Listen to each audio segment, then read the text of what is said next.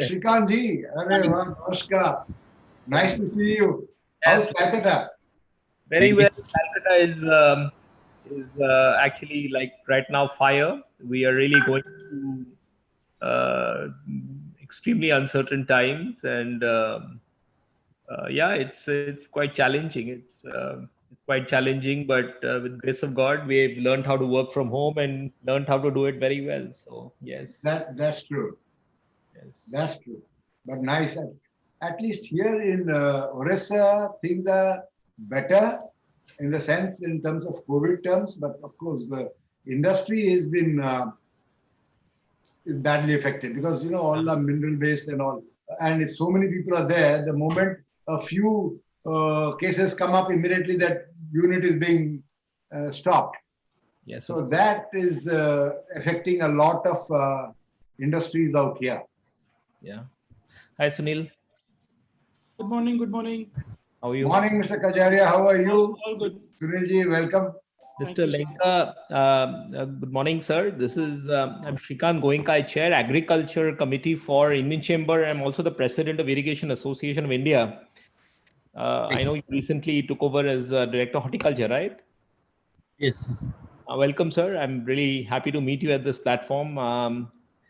The department has been doing great work, and I'm sure now that now with your dynamic leadership, we will take horticulture to a new level in Odisha. Yes. Look forward there. Yeah. The government of India also wants to really invest big time into micro irrigation in Odisha. I think the allocation given by government of India for the Pradhan Mantri Krishi Sinchai Yojana is, I think, over 100 crores. Yes. And your program itself, your annual action plan is 225 crores. So it's a very buoyant program. And maybe we'll separately talk with you and have a exclusive session for accelerating the coverage of micro irrigation, because the water situation in Odisha is very acute.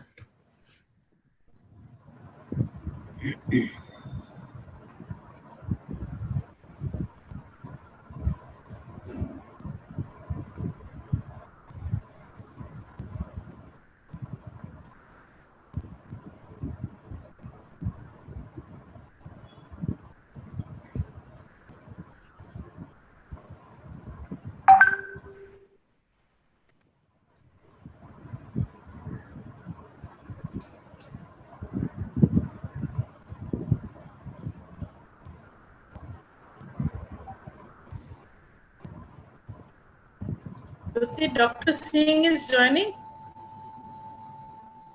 Yes, Dr. Singh is joining. Jyoti, are you in touch with the minister's office to see Yes, when yes. he will join? I just spoke with him, so he is joining anytime. He's just joining.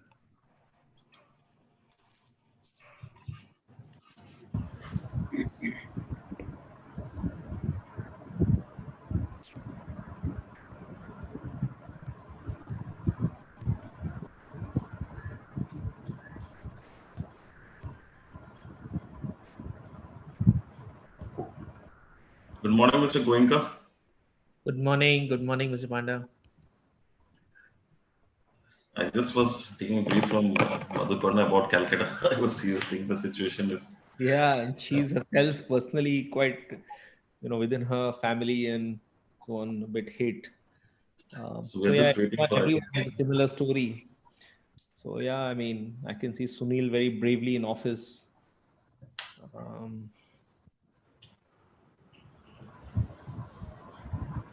Just waiting for the ministers. No problem. I mean, then I think we'll just. I've been in office from March 24th. Acha. We've never Morning, had a lockdown. Sunilji. Good morning, sir. Same thing, yani. Okay, you never had a lockdown. Fantastic. There are few businesses. Essential services. Yeah, there are few businesses that I, agnostic of COVID. So they are lucky. Oh God. We also have, I think, Nabard GM and Ashwini sir, and GM of Punjab National Bank. Yes. And I think Mr. Ashwini Kumar is there. Okay. Ashwini Kumar sir. Yeah.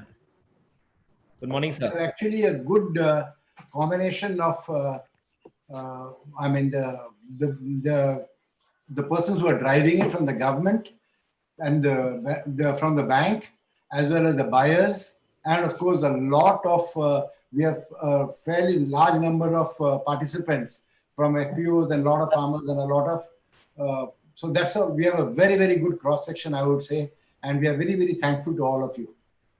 You, Dr. Singh. It's a good mix of corporates also.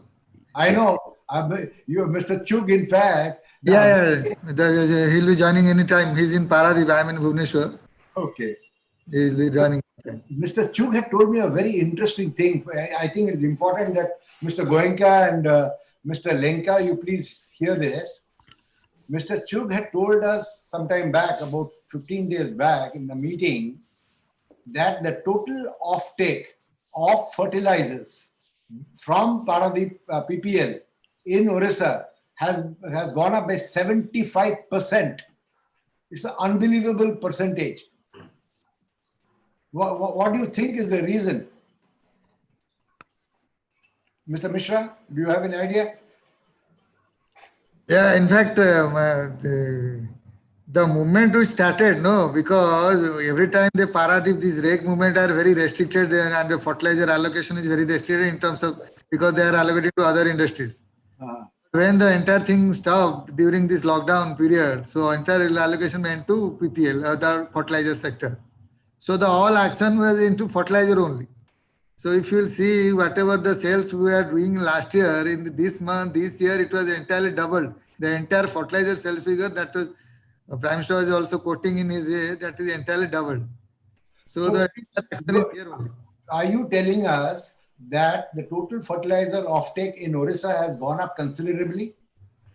No, not exactly Odisha. Odisha also doing well, but in terms of entire country, where there was a like this DAP and urea, where there is a shortage and there is a crack of black marketing and all that, that entire stock. When now dealers have the overstock of with them, so anytime they can mobilize the farmers whenever required. So that way, when agriculture scenario, I believe so, we will see where, because it's also showing in the ground, because there is a lot of vegetable now. Vegetables prices are hiking, but let's say vegetable and all this production is going as per the requirement of the nation. Otherwise, by sitting altogether in 5 months now at home, all people have, there is no food at all. Okay, thank you, thank you. Dr. Singh, good morning. Good to see you after a long time. PG sir joined also. Good morning. Good morning, sir. Everybody. Good morning, Good sir. morning, doctor. Welcome. Welcome. Thank you. Thank you. That's Good nice. morning. Good morning, Mr. Sahu. We have Mr. Pradipta Kumar Sahu from Mother Dairy Safal. Welcome you, sir. Yes. Good morning, sir. Madhuparna. Good morning. Good morning. Good morning, Mr. Sir, Sahu. good morning.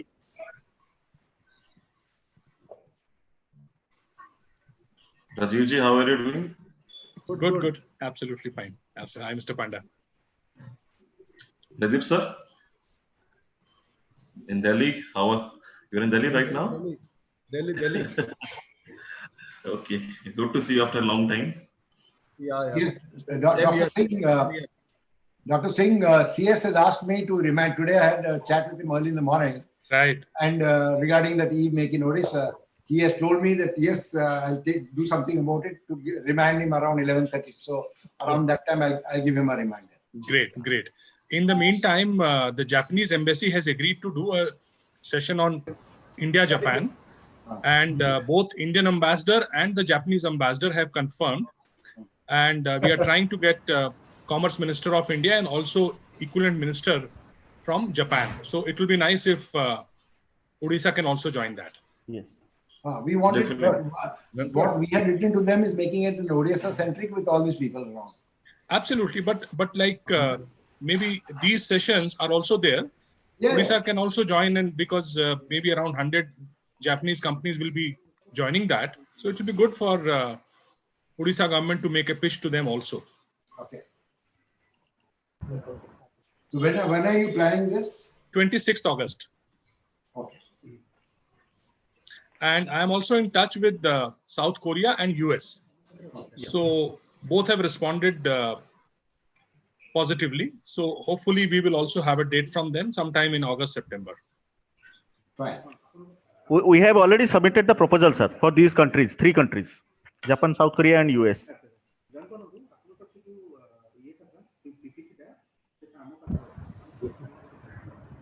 Good. That's nice. Jyotia, is Honorable Minister joining us? Just check. I'm just checking again, sir, rechecking. Yeah. He's just anytime he can join. Just let me check, sir, again.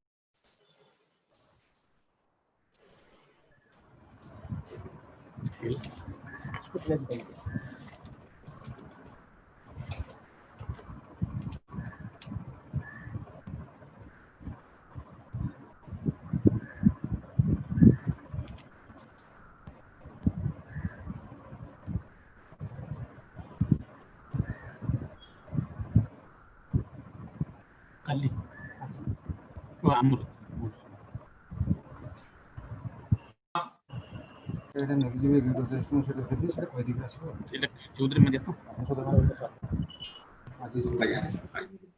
Sir, Honorable Minister is just logged in. Sir is there.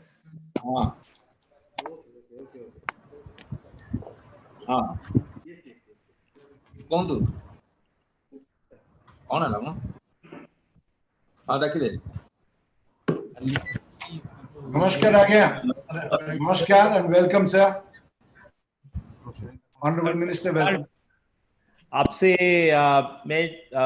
मुलाकात हुई थी last year sir, micro irrigation conference Bhubaneswar में हुआ था, आप inaugurate किए थे sir. हाँ याद है, मेफेयर होटल में। Kindly agreed to inaugurate it and आपने एड्रेस पूरी ऑल इंडिया को दिया था सर उस दिन। right, I have remember. Sir. I remember. Sir, do we have your permission to start, sir? Okay, no doubt. Due to the weather problem, I couldn't connect with you earlier. Okay. I got 5 minutes delayed. No, not at all, sir. Thank you very much for joining us. So we'll start, sir. Okay. Thank you. Please.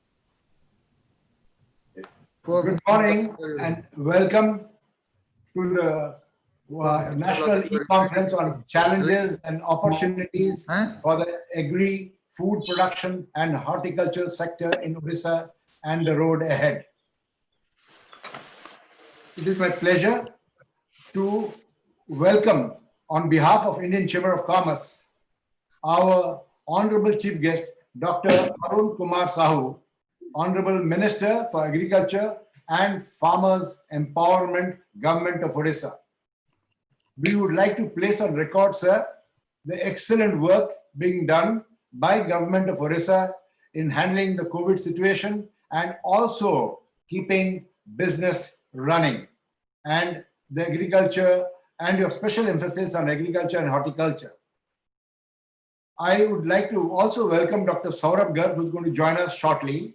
And it's he is the Principal Secretary, Department of Agriculture and Farmers Empowerment, as well as the Energy Secretary, sir. And he and his entire team have been very, very proactive in organizing such activities and taking proactive steps in forwarding the cause of agriculture and increasing the production as well as participation by everyone. I also definitely welcome Mr. Rohit Kumar Lenka, IFS, Director of Horticulture, Department of Agriculture and Farmers Empowerment, Government of Odisha, and Mr. P.K. Rao, Managing Director, Epicol, Government of Odisha, for sparing the valuable time and being with us today. We have a very interesting mix of people, and we have the bankers team led by Mr. B.N. Rao, General Manager, NABARD, Bhubaneswar, and Mr. Ashwini Kumar, General Manager, Punjab National Bank, Zonal Office, Bhubaneswar, for the kind presence.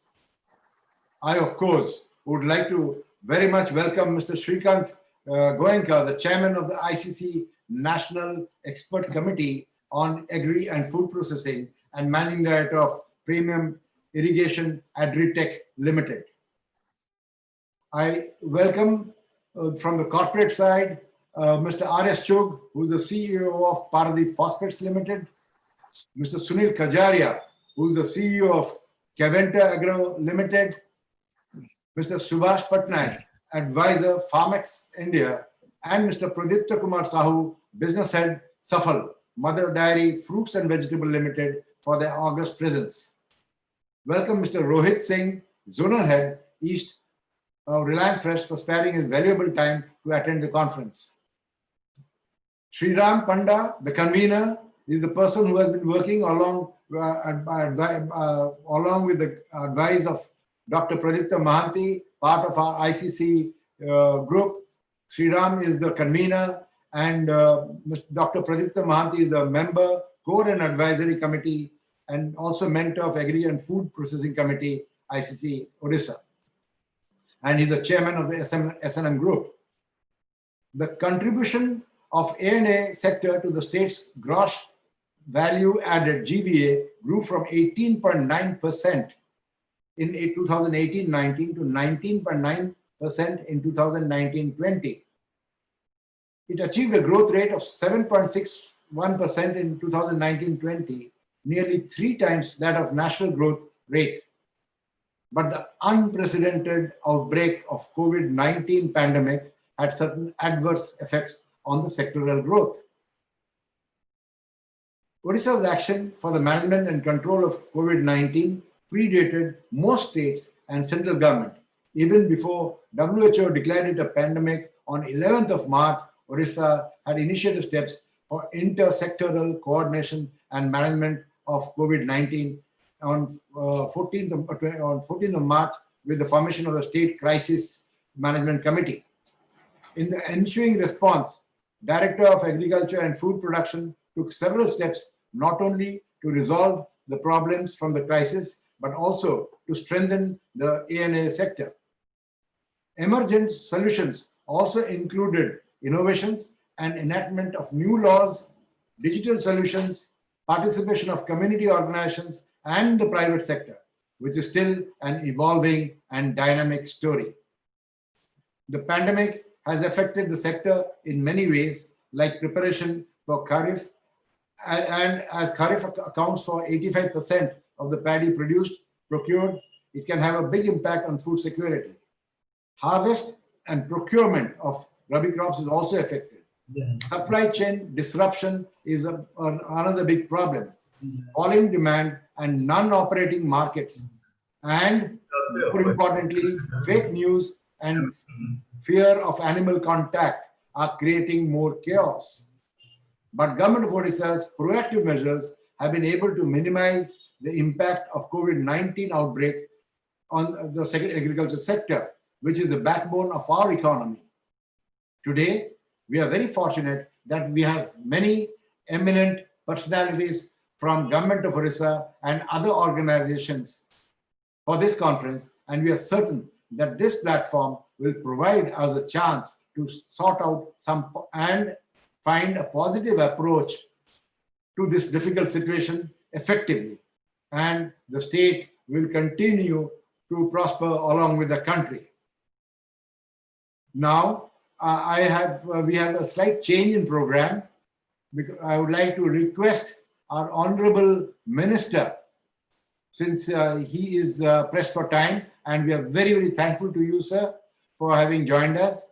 We would request our Honorable Minister for Agriculture and Farmers Empowerment, Government of Odisha, to kindly address us. Thank you. Dr. Sahu, please. Dr. Arun Kumar Sahu. Sir, ठीक है ना, unmute कर देवे sir.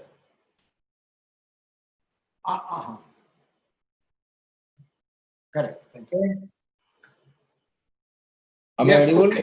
Yes, sir. Okay. In this national e-conference on the COVID-19 challenge and opportunity for the agri food production and horticulture sector in Odisha and the road ahead, Co-Chairman, Indian Chamber of Commerce, dignitaries representing various industries, trade banks, and organizations, It gives me immense pleasure to be a part of the National Conference to discuss various issues and opportunities for the agriculture sector in the wake of COVID-19 situation. Agriculture is the backbone of the Indian economy and the source of livelihood for nearly 70% of the population of our country. Similarly, more than 60% of population of our state, Odisha, depends on agriculture sector. Agriculture is the only sector to guarantee food security to the people. It provides food as well as employment to the people in the pandemic situation. The present pandemic situation is unprecedented human health crisis affecting the humanity all over the world. Now, it is right time for the nation to come together and think now to handle agriculture production system in a holistic manner during this difficult situation. It's a very important to make sure that the agriculture sector gets extensive support from the state and central government to have continued supply of food, both qualitatively and quantitatively. A roadmap.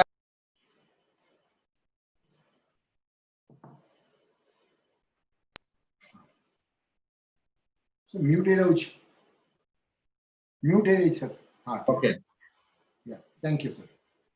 A roadmap has been prepared to ensure seamless and uninterrupted agriculture-related activities in the state.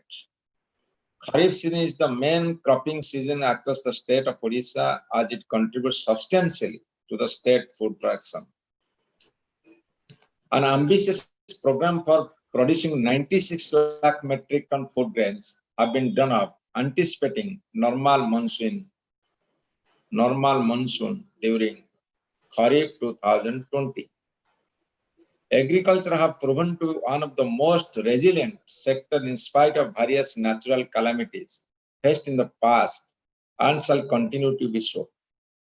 In the wake of the pandemic, the government of Odisha had announced a special package of 200 crore for farmers who are affected by the COVID-19 pandemic.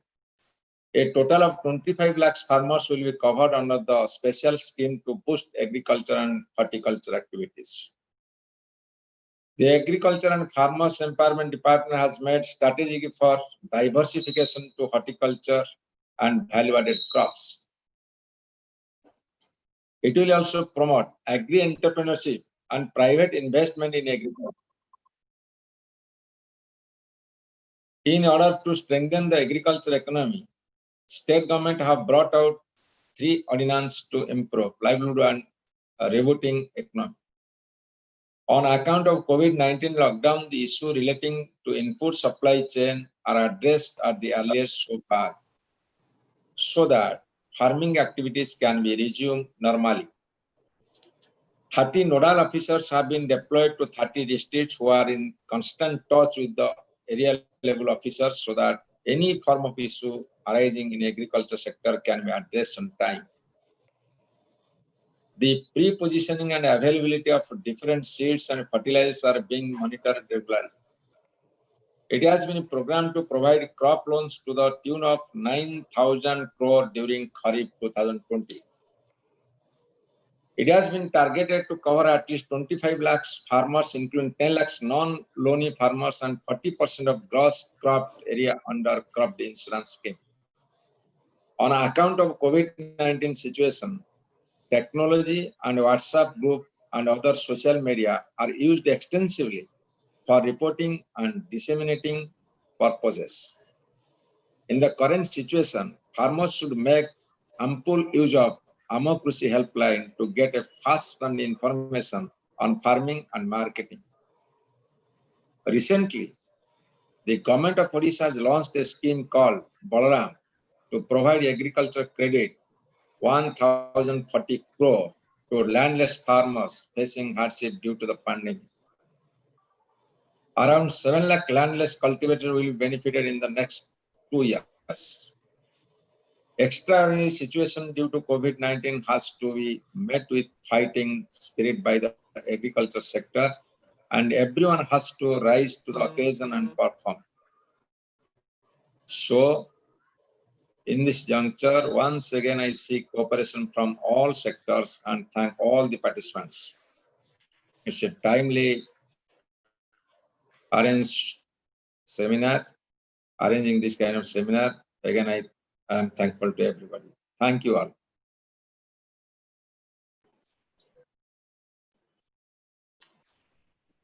Thank you, sir. Thank you very much.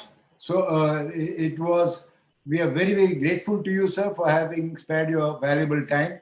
And we would request you to stay on as much as you can, sir. I know that you have some other work, but we request you to stay for at least a few more minutes. So we'll be very grateful.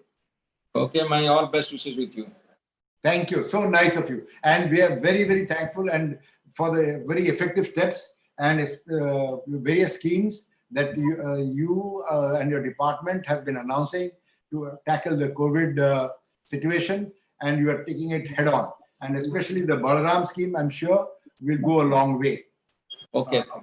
Thank you. And with that, I now request our convener, Mr. Sriram Panda, to please address us. Thank you very much, Honorable Minister, sir. It's a honor that you have given your time, and we are thankful for your motivational words.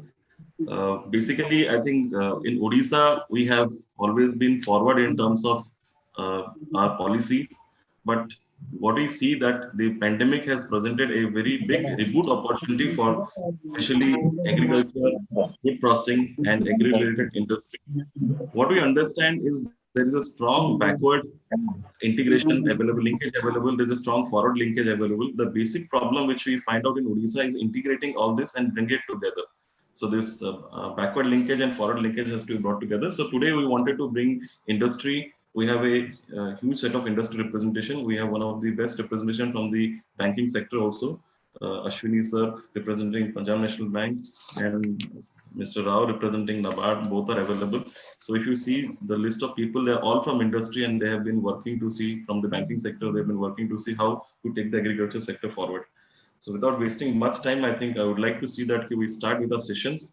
And in the meantime, we'll also give you a recommendation of what we expect from the government and what steps ICC or the core committee can also take to see we take it forward.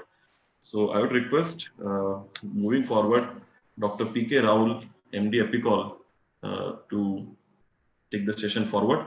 And I think we have a list of dignitaries who will be speaking their mind open. Dr. Rahul? Yeah. Good morning, all of you. Honorable Minister, available online, and my colleagues from different walks of life, being coordinated by Indian Chamber of Commerce. So, as per my present assignment, I have to update with respect to promotion of agri and entrepreneurship in Odisha.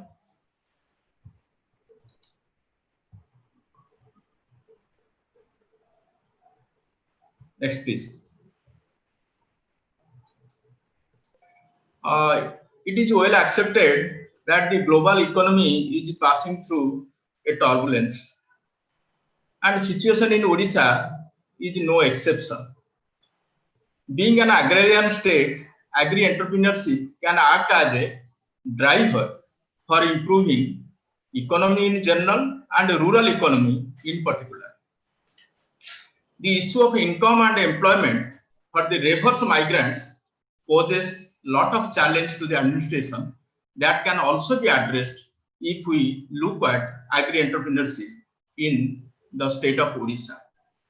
And my organization, Agricultural Promotion and Investment Corporation of Odisha Limited, as we say, APICL, it acts as the nodal agency for promotion of agri enterprises. Next, please.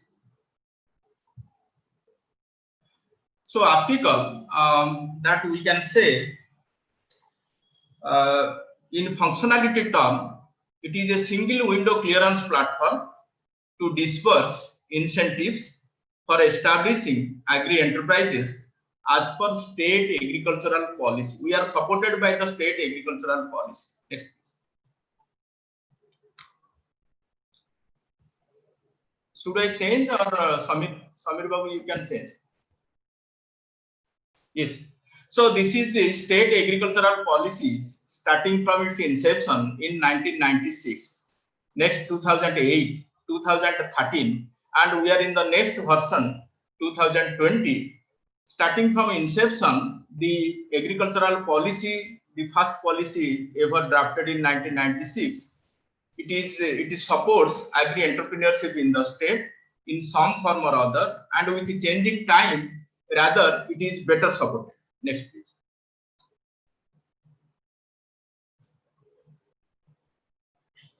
So this is the kind of support that the policies envisages for promotion of agri enterprises, and at present the entrepreneurship is being supported by the Agri Policy 2013, and in between a specific scheme called Mukhyamantri Krishi Udyog Yojana was implemented, as we say MKUI was implemented in 2018 and being refined in 2020, and the refinement is in process. Next, please.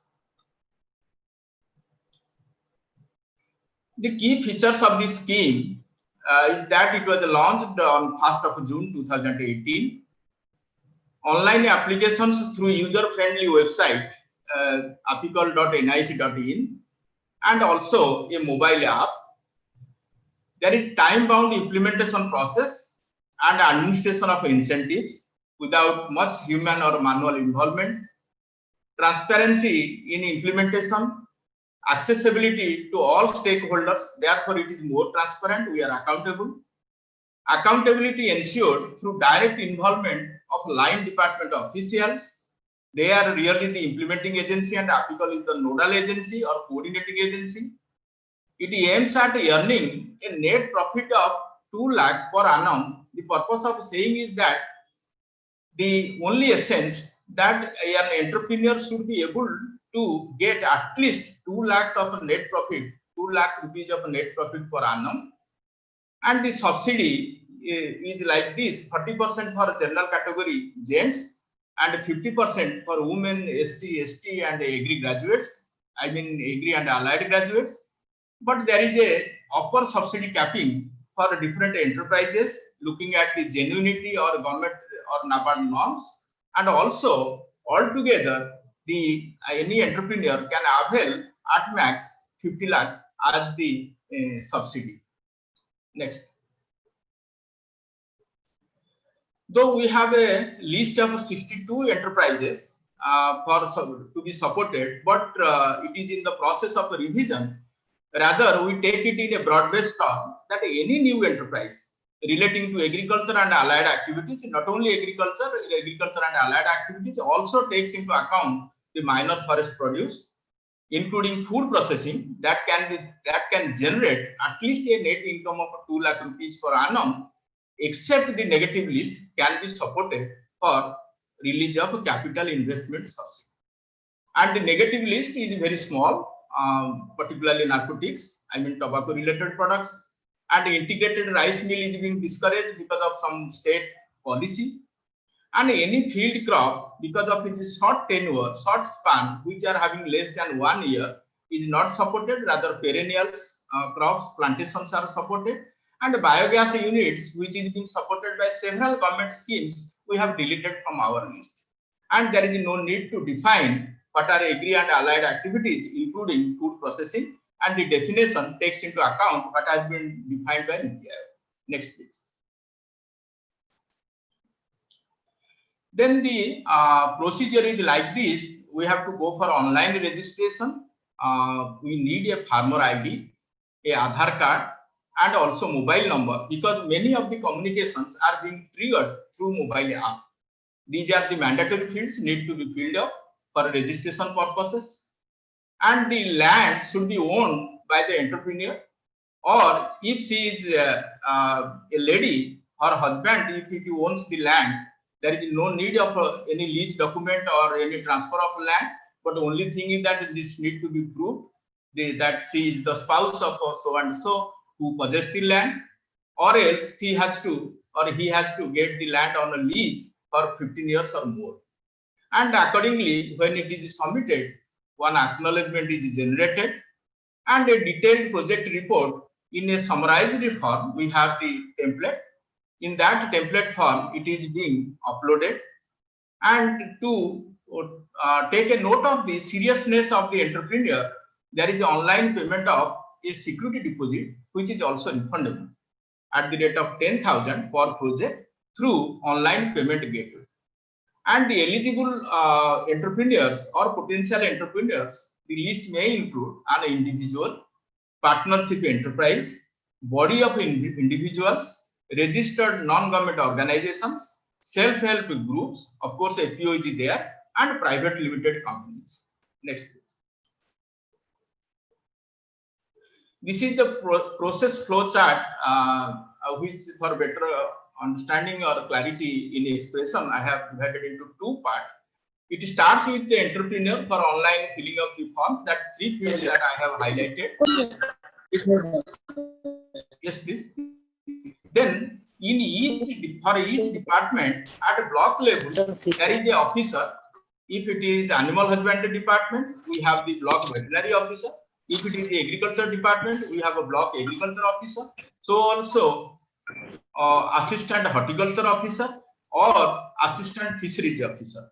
These officers act as block level officers. They visit the place and submit a feasibility report within 15 days.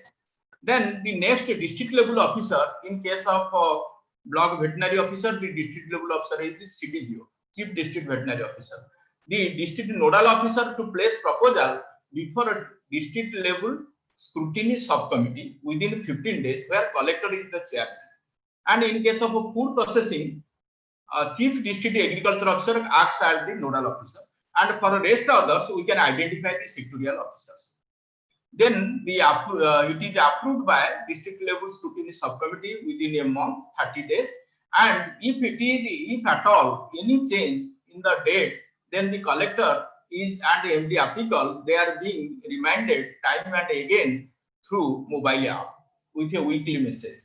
Then once it is feasibility and consideration and overall situation is being assessed by the committee, then after the approval of the chairman, a go ahead is being issued to the entrepreneur, and he is given a liberty that he need to complete the enterprise within 2 years.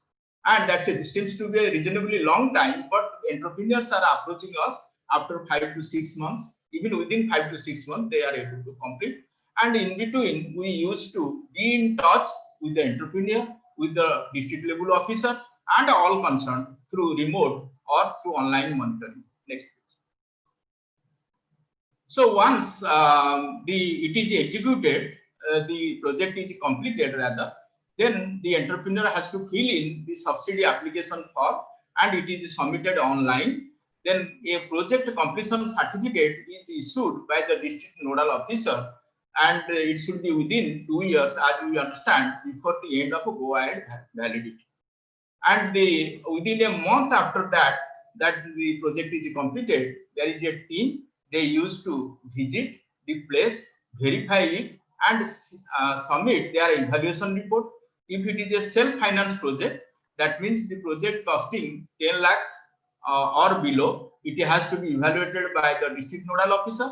If it is bank finance cases, then both of them, both bank officer and district nodal officer.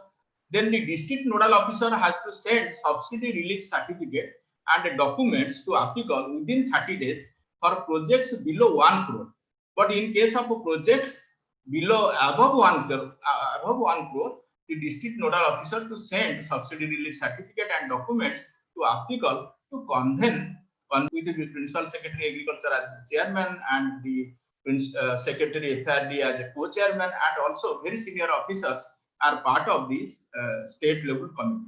Then subsidy is released to the by applicable for the purpose. This is in brief the flow chart. The first one depicts how up to completion, and the second one depicts after completion till the subsidy is released, and at every step there is a time frame, and we are all abided by the time limit. Next please. But sometimes the entrepreneur is unable to complete the project within the time frame. This present COVID situation is an exception. We have also moved to government if a time extension can be given. Otherwise, in a normal situation, if the project is completed within 2 years, the entrepreneur is liable to get whatever CIS genuine is to be received by him or is entitled to him. But if there is a delay beyond 2 years, up to a period of 6 months, there is 20% reduction in CIS amount. And if it delays from 6 months to 1 year, there is a 50% reduction. And more than 1 year, the subsidy amount, in other words, it is 100% reduction in CIS amount, and the subsidy amount to payable is in nil. Next, please. There are also subsidy cappings for certain enterprises, but in most of the enterprises it is open and based upon the project proposal and evaluation made by the bankers, by the district level officers, and also in case of a high value project by the state level team. In case of a broiler farming, as we understand, 40% capital investment is allowed. So in that case, it is 4.8 lakhs. Whereas in case of a women, SC, ST, it is 6 lakhs considering 50%. And this unit size is 4,000 birds, but we allow proportionately if somebody wants to have a unit of 10,000 birds, he is entitled for 2.5 times whatever has been explained. Then commercial sheep and goat farming, also there is a limit considering for 100 animals, and proportionately if the animal size is more, accordingly space and other amenities need to be enhanced, and the capital investment subsidy is also enhanced. In case of a dairy farming also, similarly there is some capping, and in case of a tractor, there is a capping of 90,000. The reason being we have allowed 40 HP tractors, and beyond that, if such tractors are procured, in majority of the cases it is observed those are used for commercial purpose rather than agricultural purpose. To attract for agricultural purposes, this capping has been done. Next. So I don't want to extend the things, but this situation is an opportunity for all, including youths. Nurturing of youth entrepreneurship can be of immense benefit for the society, economy, as well as for the progress of the state. When the nation is transitioning a tough time, the hope for the youth lies more in becoming job creators rather than job seekers, as we have been reading time and again. And the present situation provides ample opportunity for promoting youth entrepreneurship, and which will ensure bringing youth to the mainstream with the employment and income opportunities. Thank you for your kind attention. Thank you very much, Dr. P.K. Rao. May I now request Mr. Rohit Kumar Lenka, IFS, Director of Horticulture, Department of Agriculture and Farmers Empowerment, Government of Orissa, to please address us.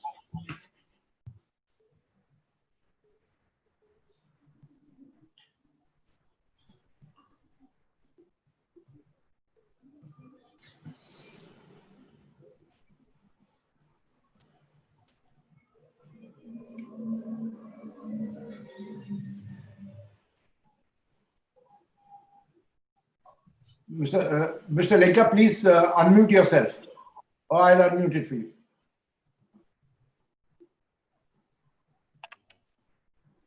Presentation nahi tanga. Uncle, thank you sponsor as well.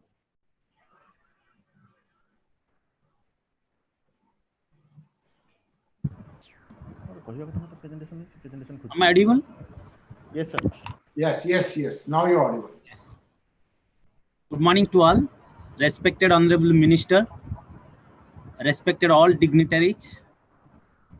I am proud that I am a part of this conference, having the topic for like challenges and opportunities for agri, food production and horticulture sector, particularly in the context of Odisha.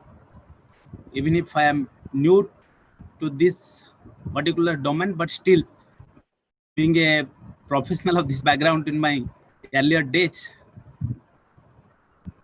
I feel comfortable. And at the same time, when we talk of COVID-19 like situations, I think most probably the biggest challenge is the way to save our life. And that was the call at the inception of this particular infection, global pandemic. But with time, saving life has translated into an area of opportunities where now how best we can try to progress with these situations, making this challenge as opportunities. As you know, in the state of Odisha, particularly in horticulture sectors, there were some issues, as we call it, a challenge. The number one challenge was increasing cost. Then number two, falling price. Number three is plummeting demand, and of course, closure of markets. This was the situation when the state government, particularly in horticulture sector, and the department in agriculture and farmers empowerment, took bold steps to address these issues, particularly the increasing cost of harvest, transportation, then falling price in sale, then slumping demand, and of course closure of markets in almost all parts of the country, including Odisha. In this juxtapositions, government of Odisha and the directorate took bold steps through Odihut marketing, and this was a game changer, particularly in the time when the whole state was carved under the lockdown and shutdown periods. We tried our best to connect the producers with the traders. We did the maximum that we could, and it became the most successful intervention of the state government. And ultimately, we collected whatever produce was available at the doorstep of the farmer, and we distributed it at the point where it was supposed to be. And even despite having a closed market scenario, we opened up new vistas of dispersing this produce to the consumers wherever the government thought appropriate to be. And then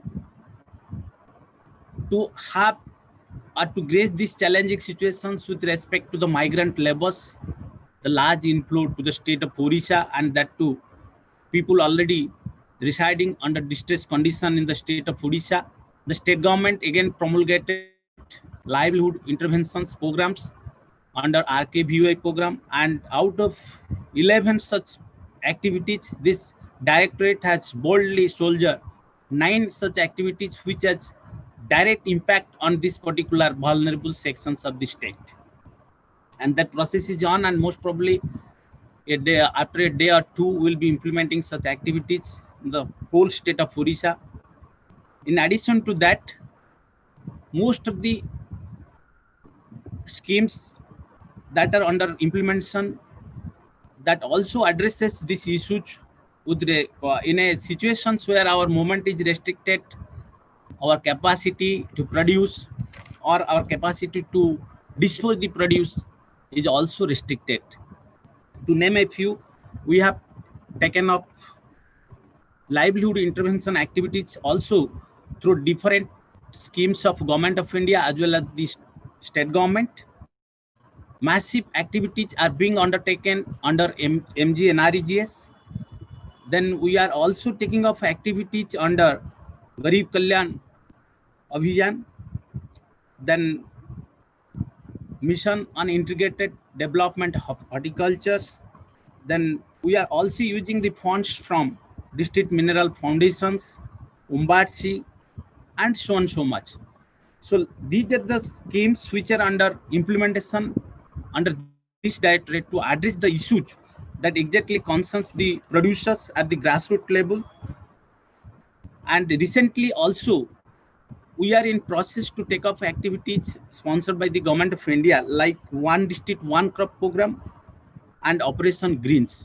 These are the schemes which directly affect the vulnerable producers, and rightly Government of India and the state government has shouldered such activities under these programs. And in these challenging situations, to look forward with many opportunities out of these challenges, I think most probably we'll be looking for two different areas where for the coming days, we'll see that the farmers or the producers, particularly in horticulture sector in the state of Odisha, can bring a level change in their production or in their income generation capacity. And this two-pronged strategy will look one on area expansion. Area expansion means we'll be expanding the area under one particular crop, and that too in a pocket approach, where specifically as per suitability of agroclimatic situations, one crop will be promoted and its area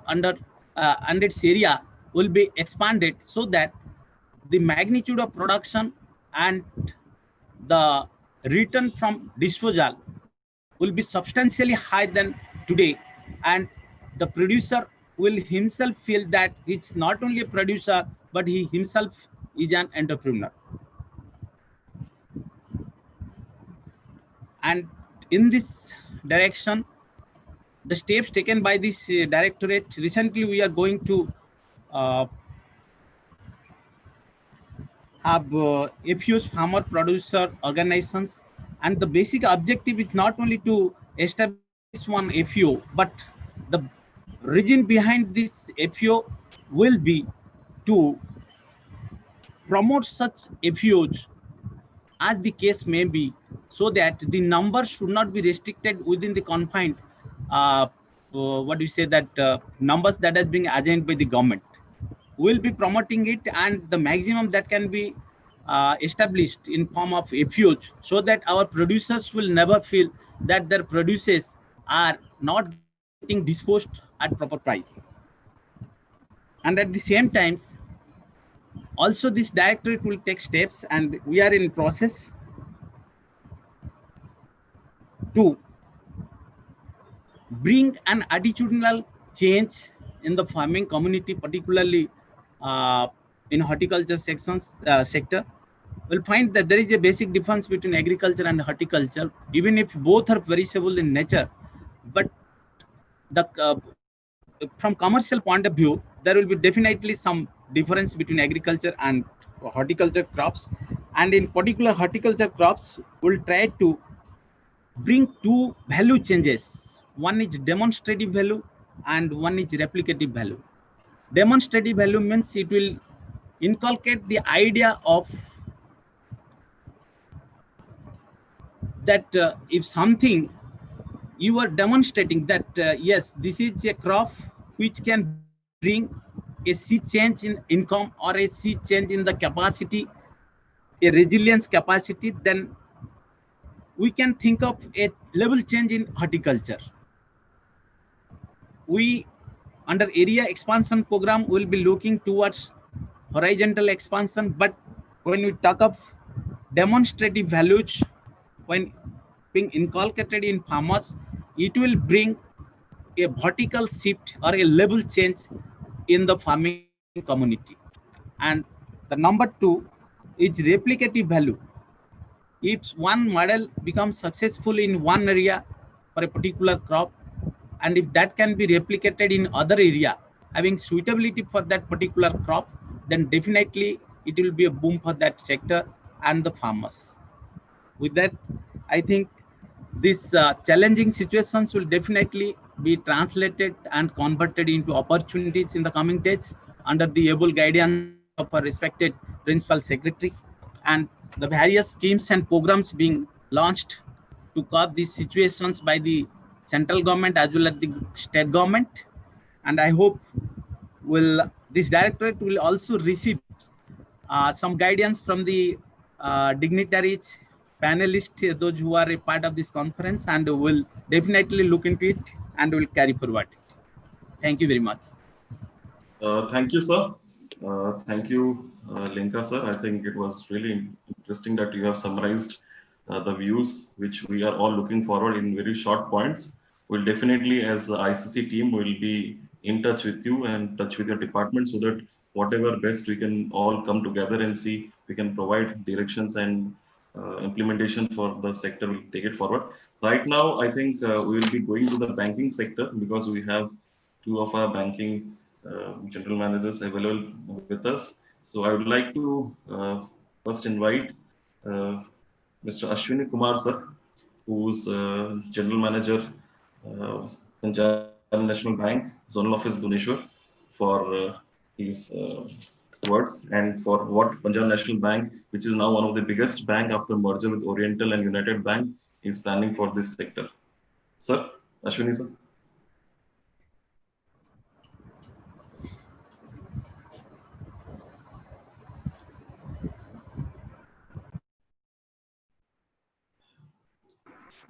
Hello, Ashwini sir, please.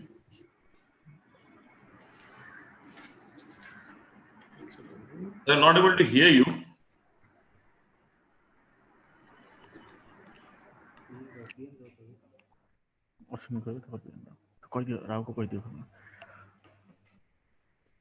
We are not able to hear your voice, sir.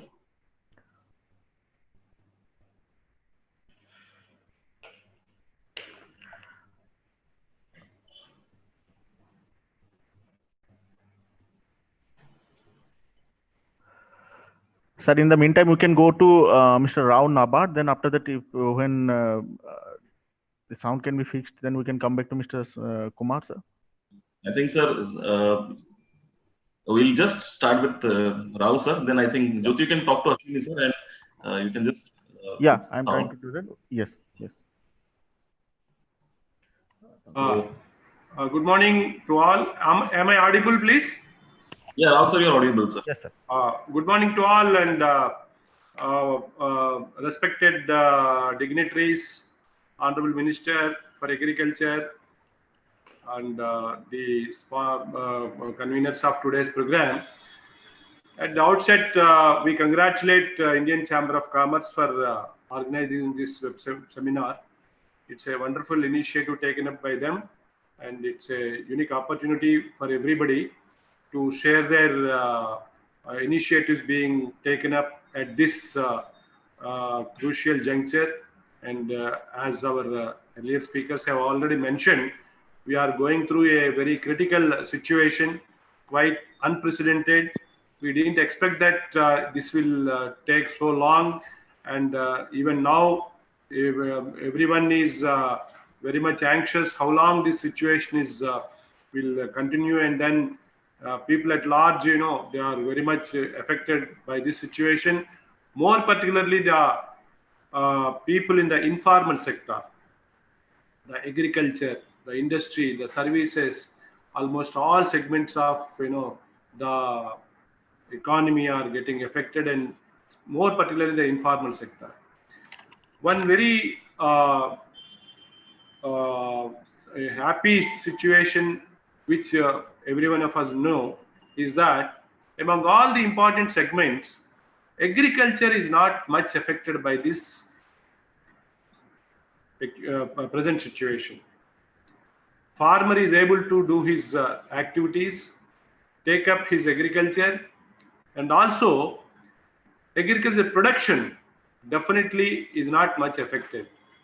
See, as a common man, as a consumer, we are able to get the day-to-day needs of agriculture produce, whether it is vegetables or horticulture produce or dairy products, eggs and all, even meat, and also chicken products, and all these allied activities also, we are in a position to get, and we are not facing any much of problem. So we need to thank the farmers and the individuals associated with the allied sector, agriculture sector. Definitely, they are struggling and also helping us, helping the consumers, helping the economy to move forward. And yes, agriculture production also has not come down thanks to good monsoon this time. Of late, till now we have good monsoon, and agriculture operations also are going on as expected in the state as well as in the country as a whole. Hopefully, the agriculture sector also is expected to have good production this year, and thanks to the overall environment in the agriculture segment, we are doing well, including Odisha. Yes, everyone will certainly agree. Government of Odisha continues to be very much with the farming community and the rural segment. In fact, at the all India level, this particular state has got good name. It's a welfare state.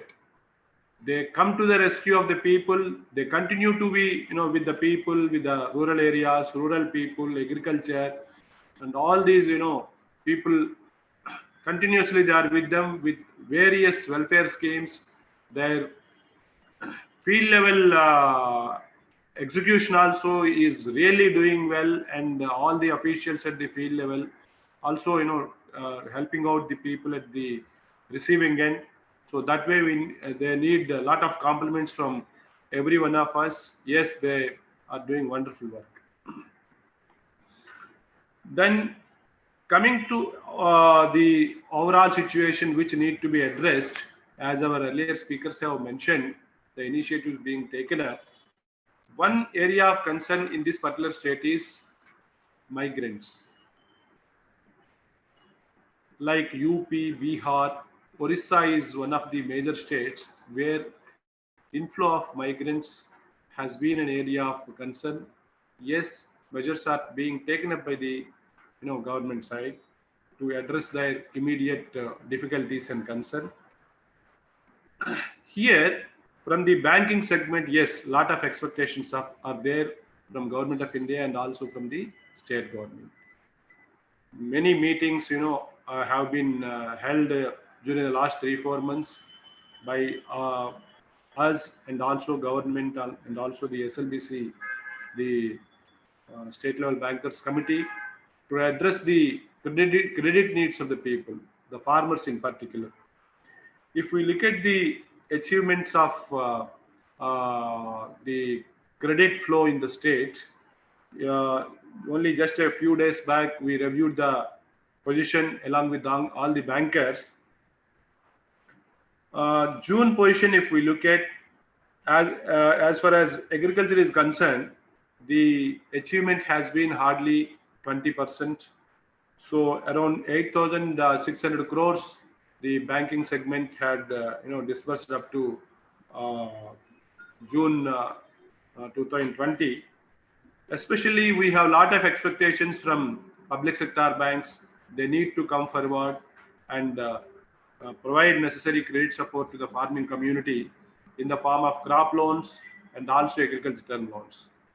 As we are aware, agriculture term loans segment is really lagging behind. So that needs to be improved with the active support of the field level functionaries and the government at the state and also at the district and block levels and the ground level. Because people, while they are provided with crop loans, they need definitely certain additional support in the form of dairy, fisheries, and also other investments like small machinery and some micro irrigation. Yes, definitely they need some credit support. Subsidy also is being provided by government. These are all the things, only crop loan, short-term crop, credit will not help, as we know very well. These dairy and other segments, definitely they will help the farmer to improve his income level and also go ahead with his livelihood activities. So we once again request the banks to the bank heads at the state level to take up with their field level functionaries, branch managers to come out, move into villages, visit the people, talk to them, understand their issues, and expedite credit flow to the desired extent. SHGs also, yes, a lot of women members are there, and more particularly the warren lessees and the sharecroppers.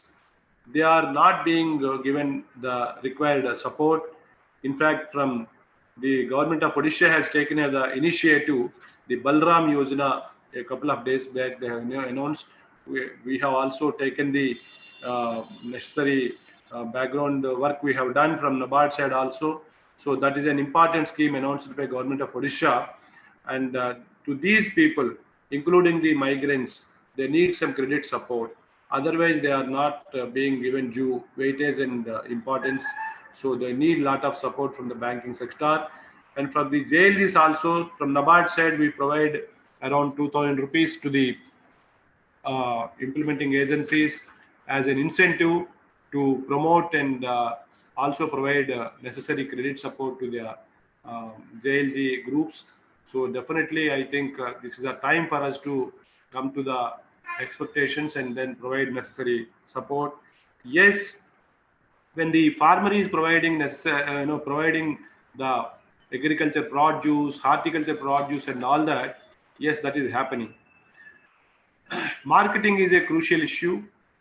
For that, necessary support is being provided by the government. From NABARD side also, we have been making efforts to promote a lot of farmer producer organizations. We are providing hand-holding by providing necessary grant support and incentives. As of now, around 242 FPOs are there in the state promoted by us and through the NGO segment. And many of them are really taking interest and initiative by collecting the produce of the small farmers, individual farmers. In fact, many FPOs are making efforts to sell the product to the outside the state also. So they are really making efforts. And most of the FPOs at our initiative and also with the support of the government, they have been linked to the ENAM. So ENAM also, through that portal also, they have started taking benefit and able to sell the produce across the state, taking advantage of the price available in the other areas, other states and other areas. So they are taking advantage of that. ENAM also has been of some good help to these people. And to empower them further, we have also continued to empower them through necessary capacity building and then awareness programs. And in fact, in the COVID situation, we have provided necessary credits, this grant support also through NGOs to the FPOs and also people working in watershed areas, and then this WADI beneficiaries to whom we support through grant assistance. This awareness in the context of COVID, and also the for providing masks and sanitization equipment and all those things, we provided the required grant support to them by through this awareness programs, and for that under our overall grant assistance. And as you know, yesterday our chairman has announced one concessional credit support also to people through the banking system. Around 5,000 crores concessional credit support also we are going to provide. Our chairman has announced yesterday, as you all know. And for this year in the state, under the short-term segment, we have already sanctioned around 2,500 crores to these RRBs and cooperative banks for provide as a support to them at a concessional rate refinance to them. Under long-term refinance also in the state, we have provided around 1,100 crores to the commercial banks and RRBs and this cooperative banks. So with all this support, we expect that the banks would take a lot of interest and initiative and also improve the credit flow in the state. And from the allied sector, as we know, in addition to the crop loans, fisheries and dairy also short-term credit can be provided. For that, this interest subvention and those benefits are made available to the people. So at a very low rate of interest, as in case of KCC and crop loans, these benefits also are provided to people. So we once again request bankers to take advantage of this, provide necessary credit to these people working in fisheries and dairy segment also. And without taking much time, we once again request all the stakeholders. We are, yes, definitely from NABARD side, we are providing necessary support in the form of grant and credit, and we are working with government and other stakeholders in a very active way on a continuous basis. So we once again request more particularly the bankers to take advantage of the situation, help out people through necessary credit and other required support. Thank you all for, and especially the ICC for giving us the opportunity to share our experience and also make our observations on this occasion. Thank you once again. Thank you. Thank you, Rao sir. I think NABARD has been at the forefront for agriculture sector in India. We'll also take few questions in a later stage. Now I request Ashwini sir of Punjab National Bank to kindly take the session forward. After that also, I think we'll start with the industry, and many of our industry friends have taken time and come in, so we'll just immediately go there. Ashwini sir, can you hear us?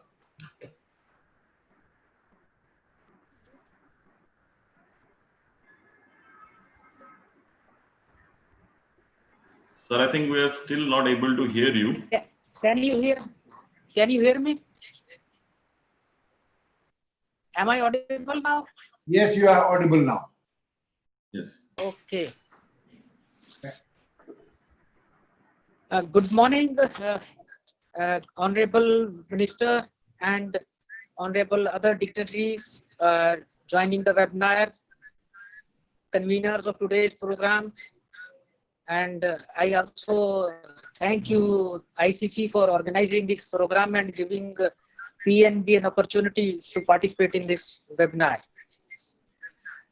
PNB, I just want to give you a brief about the PNB. PNB has now emerged as second largest bank, public sector bank after State Bank of India, after the merger, amalgamation of Oriental Bank of Commerce and United Bank of India.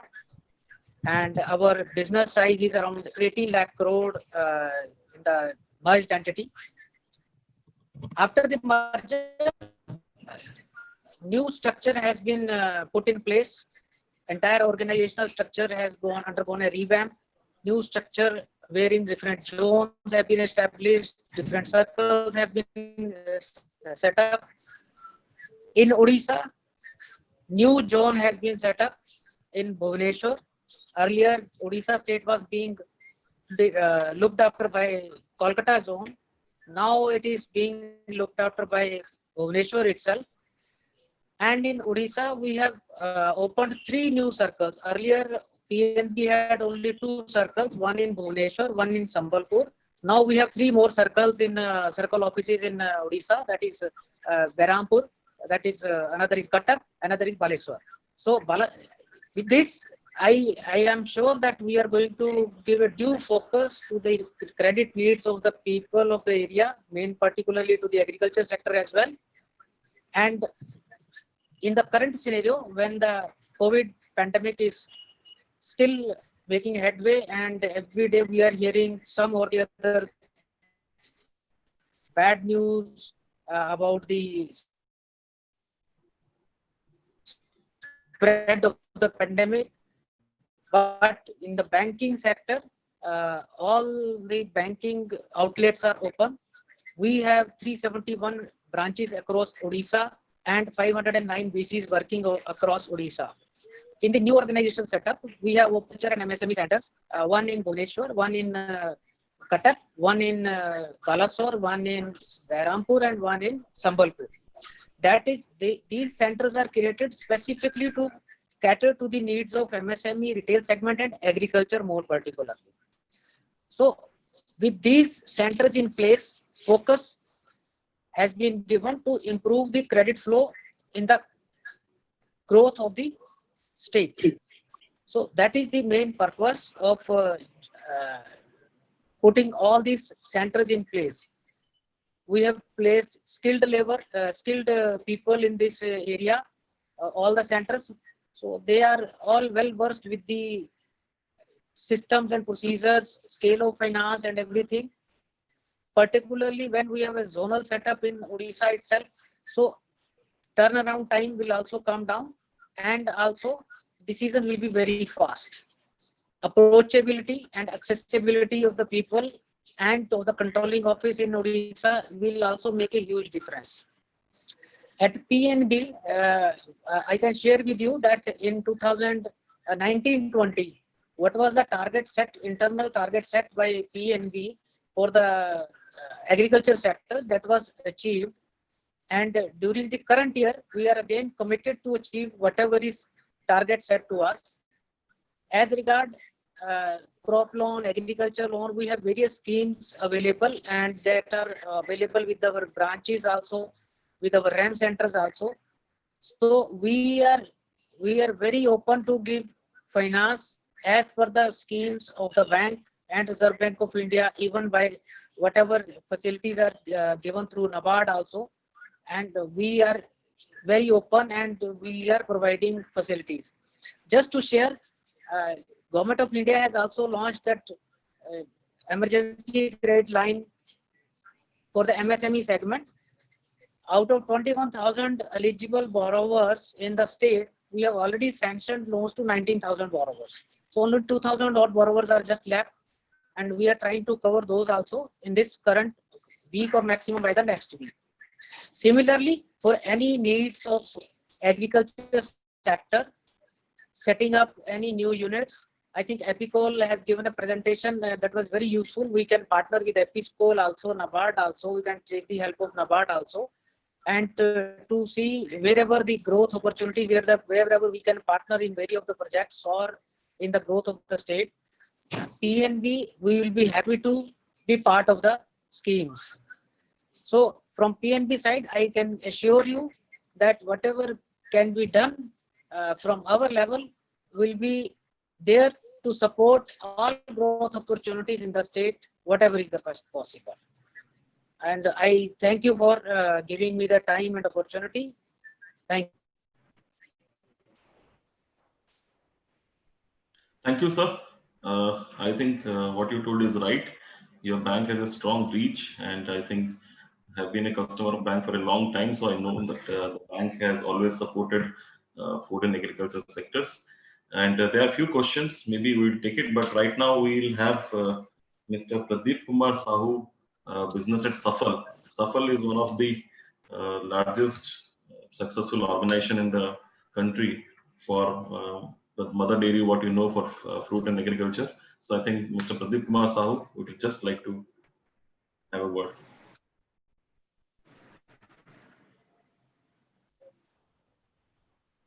Pradeep, sir? Pradeep, sir? Pradeep, sir, kindly unmute, sir, please.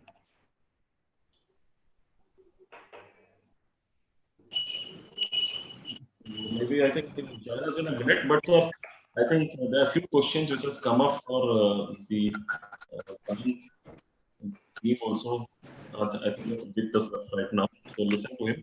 After that, there are one or two questions which many, I think we have a lot of participants today, almost like 140, 150 people have joined the webinar. It's a very, very good thing for a webinar like this.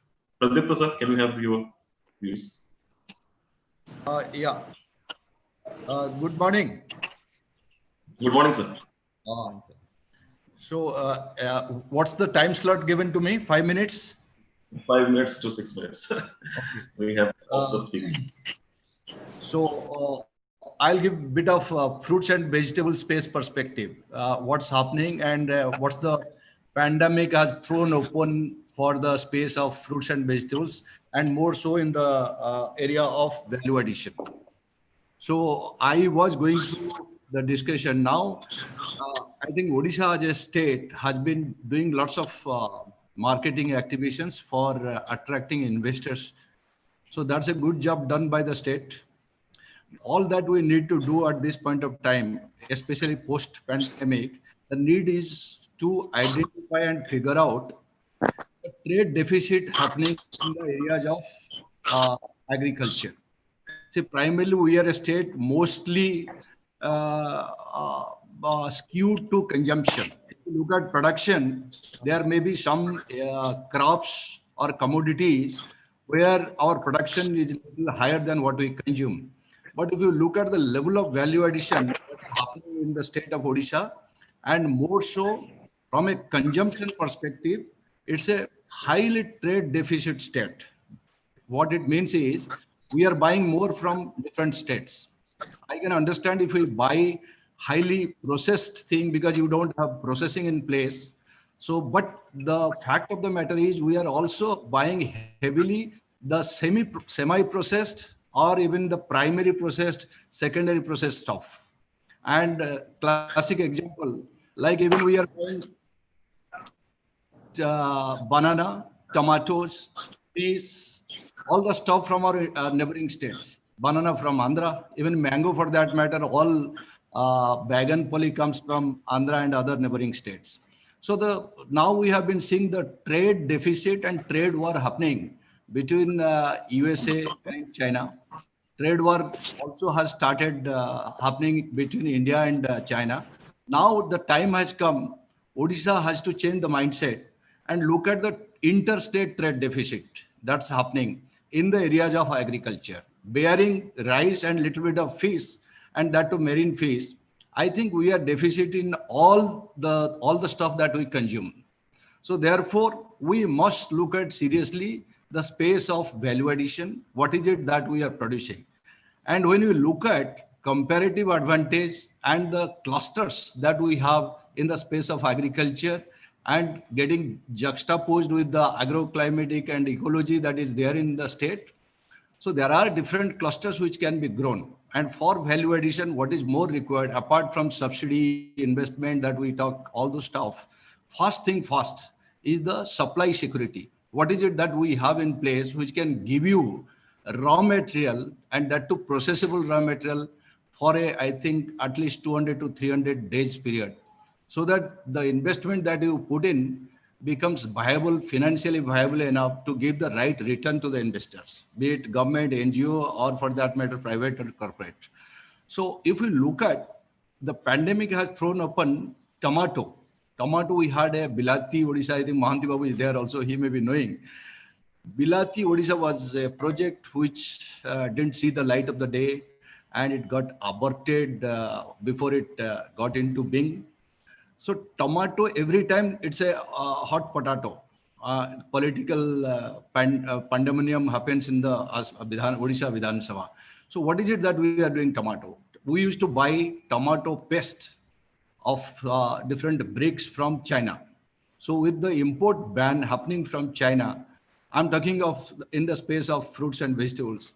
So are we looking at making tomato paste in the state of Odisha? If that is so, then we need to figure out from the Agri department, what's the tomato variety that is being grown, which variety, which area. So if some investors put in investment in tomato, when you put a pulp and concentrate plant, it's not only tomato, you can do mango, you can do, I think I have seen Raigada plant also. So you can do variety of stuff. And the moment you do tomato paste, now tomato paste is in deficit. Only it's happening in Andhra and some part of Nasik. So Odisha, intrinsically, it has got comparative edge over other states, can produce tomato with a productivity of around at least 25 to 30 tons per hectare, whereas the Kolar area produces that much.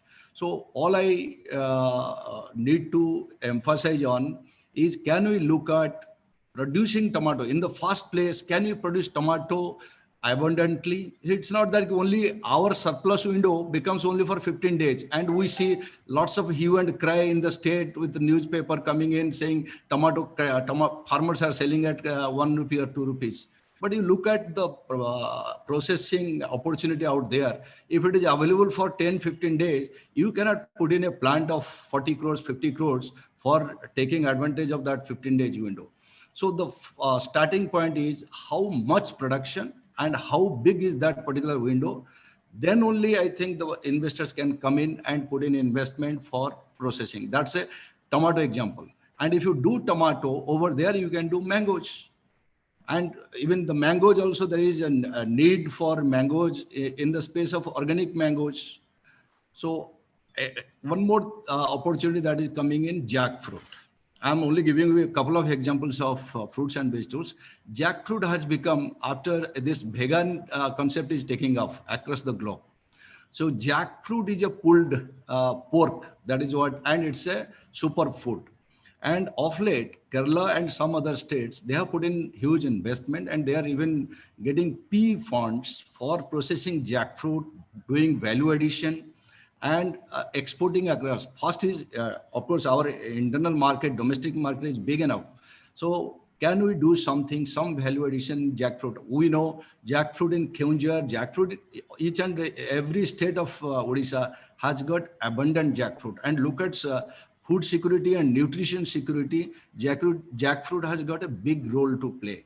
And the kind of farmers they grow jackfruit, they are very small marginal farmers. So the benefit that can accrue to the farmers of small and marginal farmers will be immense. So from a SAFAL perspective, what we are doing in the state of Odisha, we have got very little footprint in the space of retail. We don't have any footprint in processing, though we have got a state-of-the-art plant in Ranchi, which is neighboring state of Jharkhand from Odisha. We do lots of stuff processing out there. We have got an IQF plant out there, and we have got one pulp and concentrate. At the moment when we speak, we are doing jamun processing. Jamun also is very much available in the state of Odisha. And with the health concept gaining ground and traction, jackfruit is becoming very popular. So jackfruit, in terms of doing jackfruit pulp, keeping it frozen and supplying it for different dishes, ice cream, and even the juices, now the ITC natural bee and all. So jackfruit is one item which you can do even in the state of Odisha. So I'm just giving you an example of the neighboring state, and we are doing corn, American sweet corn, which used to come all the way from Pune, Satara belt. Now Ranchi has of late come out because the way we are doing contract farming, promoting corn farming out there, even the tribal farmers, they were traditionally not doing American sweet corn. So corn is a big ticket item again, where we are doing that. And jackfruit also we have done 100. We have got the order from USA through the Vista Food, which supplies to McDonald's, for supplying 300 metric tons of frozen jackfruit to the states of USA, because they are replacing pork and beef with jackfruit. And even in this in India also, McDonald's is contemplating of putting jackfruit nuggets, jackfruit patties. So that's the kind of opportunities that are there. But the point again, that everything boils down to, are we surplus enough? Is it commercially viable? Is the window that is available good enough for putting up a plant? Otherwise, with the allurement of subsidy, one investor comes in, puts in investment, and when he goes to the field, he don't get the price. So the overall mindset that has to change in the state of Odisha for looking at the trade deficit and working around that, developing clusters for that particular crop, making sure that availability is abundant enough for attracting the investors to put in, and then look at the domestic market, decrease the trade deficit in the particular state, in our state, and try to export and do the export into other states also. I believe opportunities are abundant in the state, and the only mindset has to change, and time has come. The pandemic at least has thrown open challenge, and we are doing in each and every field. If Odisha mind changes and if they internalize what needs to be done, I think opportunities galore. That's it. Thank you very much. Thank you very much, sir. I think you were point blank and you told what SAFAL has been doing, what are the opportunities. And I think SAFAL can be also a big buyer from the state of Odisha, because whatever products you told, tomato, jackfruit, jamun, tamarind, all things are rightly available in the state of Odisha in good amount of quantity. And I think before we go forward, we have few questions from the bank representatives from the people. So I think, sir, if Mr. Rao or Mr. Ashwini Kumar, sir, anybody wants to take, we can take. We have questions coming in that poultry sector people are not able to avail emergency line of credit. So this question has come up. So can Ashwini sir or Rao sir, anybody, just because I think we have a lot of people here, almost like more than 100 attendees. So there was a question like, is poultry sector has not been sufficiently supported by the banking sector? Is there any views, sir, you have, or like you want to take it offline?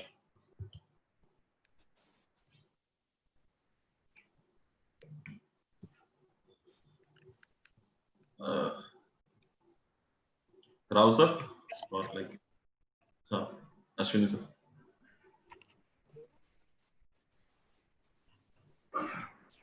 As I already mentioned, credit flow in the state has to improve like anything.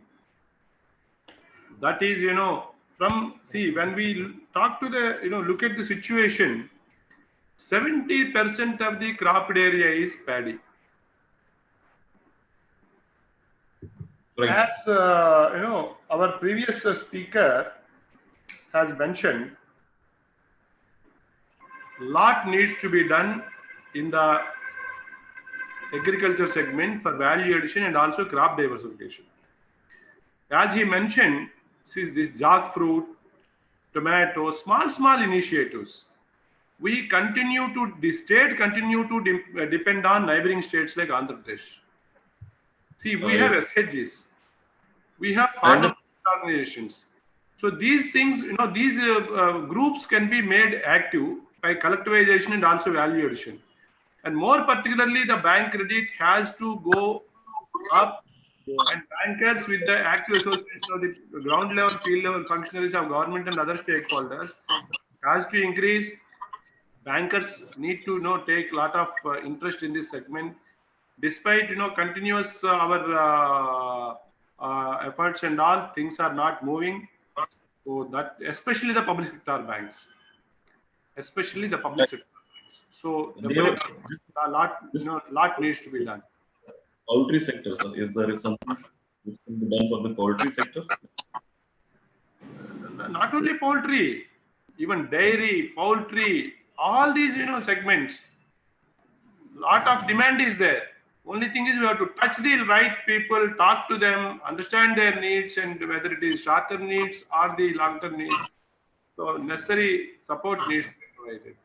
So that field level bankers and also the controllers, they need to take interest, and also the government functionaries, agriculture department, the animal husbandry at the field level in active coordination. They need to come forward. Our DDMs are there at the district level. They are also making their efforts to improve the situation. This on a mission mode, it has to be done definitely. See, these usual reviews and all, they are going on, but unless it is taken up on a mission mode, we won't be in a position to help out the needy farmers. So that's the issue. That's the thing. Sir, Principal Secretary Dr. Saurabh Garg has joined, sir. So welcome, sir. We have with us. Welcome, sir. Nice to see. So nice of you to come and join us. In fact, you have been so proactive to organize this particular seminar that we are extremely thankful to you. And we have got a very good cross-section of participants from all sides as you wanted. We have a very good representation from the buyer side. We also have a bankers represented. We also have the industry, and of course, more than 140 participants, which includes FPOs and everyone, all over the state. So welcome, Dr. Garg. I think but should we go ahead with the program, or what would you like to do? I don't know at what stage of the program you are, but if I could, I was planning to be with you for the next 15 or 20 minutes. And if it is okay with you, sorry for disrupting for your flow, but maybe in case there are certain issues which have been raised or which you would like to raise on behalf of some of the participants, you could mention those, and then maybe I can just suggest a few, make some suggestions for all the people who are here. And in any case, after your conference is over, I would be happy to discuss separately with your team on what are the kind of issues or matters they raised, and then we can try and see what we need to do going forward. Thank you. But then in that case, I'll request our chairman, national chairman for agriculture, Shrikant Goenka. He's here with us, and he has heard everything. He'll brief you and, of course, also address us. Thank you. Mr. Shrikant Goenka, please. Sir, good afternoon. Sir, I've met you in the past. I'm also the president of Irrigation Association of India, so I've met you on numerous occasions. It's been such an honor and privilege. Sir, thank you very much for joining us, and thank you to the other the panelists, the senior officials from the government, from the banking system, and from industry, and of course our lovely panelists and of course our lovely attendees from all over the country. Thank you all. Sir, just to give you a background as to what was discussed and in summary, and the Honorable Minister kindly graced us and opened the event. Agriculture, as we know, contributes 14%, 14.6% to the GSDP of Orissa, and more than 60% of our population is involved in agriculture. The impact of COVID, sir, and firstly, and even all of us, sir, from all of us, we really want to thank and applaud the government and all of you that you've all taken personal risk and they've been in office all through and have been, in fact, providing fruits and vegetables and things to people's homes in Odisha, trying to mitigate the challenges. In fact, the entire country is proud of the government and its support during this period. So much so that agriculture as such is one of the least affected sectors. Having said that, sir, what we are finding from various reports is that the impact on perishable horticulture has been very significant. If we look at most of the vegetables and we look at just a 1 hectare annual income, there is almost a 30%, 35% drop that farmers are going to witness. Sir, basically, despite this, is the Darwin theory says it's the survival of the fittest, and it's we organizations who can adapt to change that can make opportunity out of such challenges, and which is the purpose of today's event. So Odisha as a government, as we all know, and everyone in this, and since I'm using this as a forum to summarize all that was discussed, the government, everyone was very appreciative of the ordinances that you've promulgated with regards to contract farming and with regards to Balaram scheme, which provides agriculture credit to, almost 7 lakh, the opportunity for agriculture credit to 7 lakh landless farmers, which is something I think first of its kind. And the Department of Agriculture in Odisha has been famous for doing things for the first time, sir, under your dynamic leadership, be it various schemes in the recent times. Sir, the goal, now the summary of what everyone was talking is the goal is a 3 or 4 pronged goal. One is, how do I reduce my input cost at the farm, which means how do I lower, for example, water consumption? How do I lower input consumption? How do I achieve higher productivity? And along with that, how do I get better price and market access? And how do I look at promoting agri enterprise? And then how do I look at aggregated approach with regards to the JLGs, the SHGs, the FPOs, and so on. So if these are the 4 goals, and this also kind of dovetails into the recent announcements that the government of India has made with regards to the Atmanirbhar Bharat, and as an Indian Chamber of Commerce, we believe an Atmanirbhar Bharat can only be a reality if there is an Atmanirbhar Kisan. That's our dream for this country, and that's what we've been representing across the country. So, hello, sir. Sir, some of the suggestions and inputs that we got were, number one is, sir, now that Kharif sowing is big time on, and even during the rest of the year, since farmers need to make up the lost ground with regards to the losses they've had on perishables and so on, can we ensure, sir, that the input availability is made throughout the year? Like right now, we know there are so many programs, the power tillers, the micro irrigation, and so many other programs which the government has launched, and even Government of India really wants the state to accelerate its deployment. But currently these programs are not really, able to be operational. And it's our request that if the, to mitigate the farmer crisis with regards to the COVID challenges, if the inputs availability can be improved. Second, sir, is the backward and forward integration in agriculture. So we had the gentleman from Safal also just now talking about this. We had NABARD and the banking system talking about it, that how can we take benefit of these new, because we believe the kind of changes that recently the government has announced is like freedom for Indian agriculture for the first time. That's the kind of thematic that India is seeing. So how do we use Orissa, because 60% of our population is engaged in agriculture, to backward and forward integrate with buyers? Because there are going to be the Kevinters of this world, there are going to be the Frito-Lays of this world, there are going to be the Heinz ketchup of this world, who will definitely want backward integration. And how can we create an entire ecosystem around it? That was the second major suggestion, sir. Firstly, being the timely availability of agri inputs. Second was forward and backward integration of agriculture. Third was attracting disruptive startups. Sir, this country is seeing very nice agri startups. A, in the custom hiring center space. B, in the sector of IoT, in the Internet of Things. So people on satellites can actually see the land quality, the status of the land, and provide real-time inputs in a very easy, simple, local language to the farmer. So how do we create an environment where agri startups can properly function?